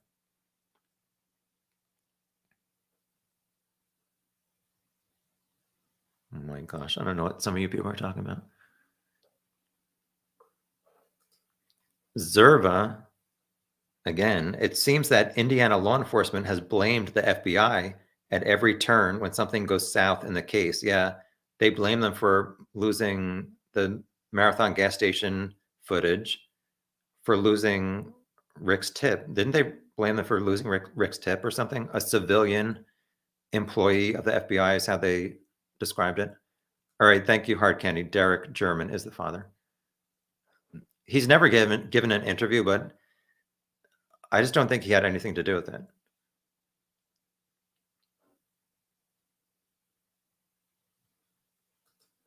There's another really good deep diver in this chat as well. Who?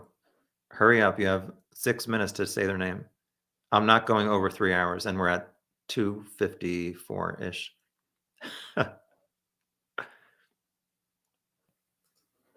Hi, Carol. Good morning from Australia. Has Kegan's court appearance happened yet? Yes. I think go to the beginning and you'll see I did he pled guilty to all 25 charges. He's getting sentenced on May 18th. That's the quick update.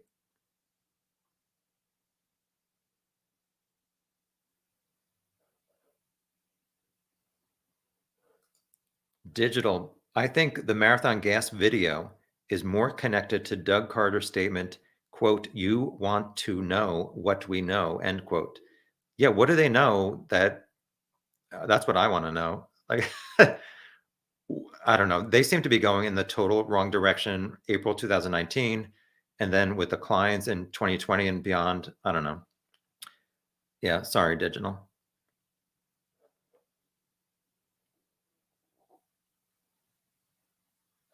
What?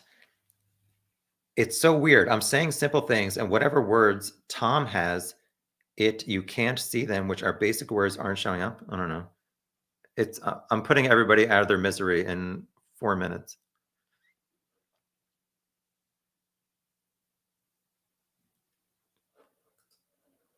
Melodramatic Monday. Do you have general thoughts or concerns on Nick McClelland, the prosecutor? Yes, I do.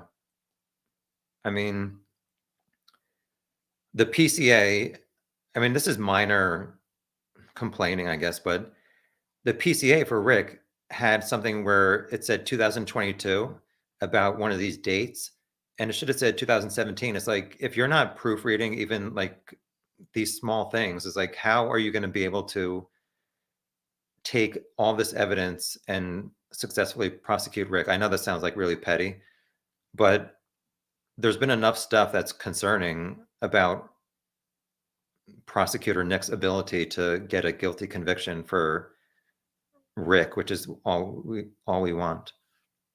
So yeah, I'm concerned.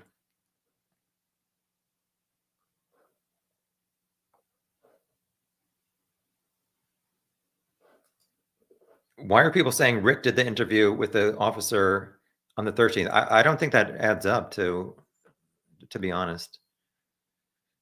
What are we doing? Let's wrap this up, people. I'll do one more comment, then we're wrapping it up.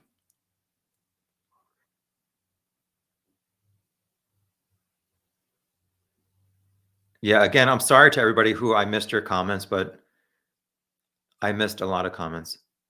And it does not mean that I read yours and I thought you were stupid or anything. Let me sit up. Oh my gosh. Ugh, 3 minutes. Ouch. Sorry.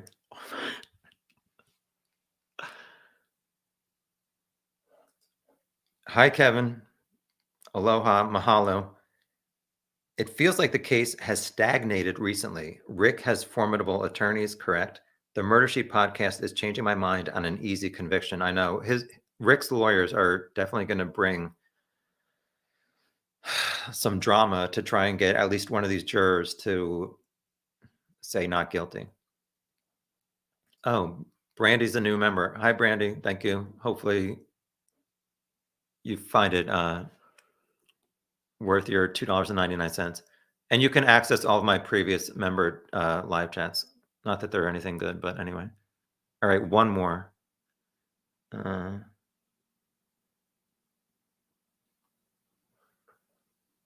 on.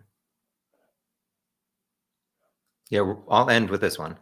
Lady Monet, I think Carroll County should hire an experienced prosecutor to help on this case. I mean, Doug Carter said any resource that Indiana State Police can provide, he will. I don't know that he's really in charge of the prosecutors, but I might be wrong about him being in charge of prosecutors. Yeah, I mean, as far as we know, Nick has never really tried a murder case. So I don't know. I think a lot of us are concerned. We just want a good outcome of this case and this trial. So that's it for today. Who knows when I'll do another public live chat, but seriously, thank you, everybody. I've been doing chatting for the past 4.5 hours, so it's time for bed. Thank you for joining as always. Thank you for all your nice comments. Hopefully you're nice to other people in the chat. What's next? I don't know. I mean, I feel like we're not going to have this trial for Rick Allen for quite a few years. So I don't know. Maybe I'll see you in a few years. All right. I'm going to just stop this at 2:59. Sorry to cut it so short, but I mean, it's a 3-hour long chat. So bye, everybody. Good night or good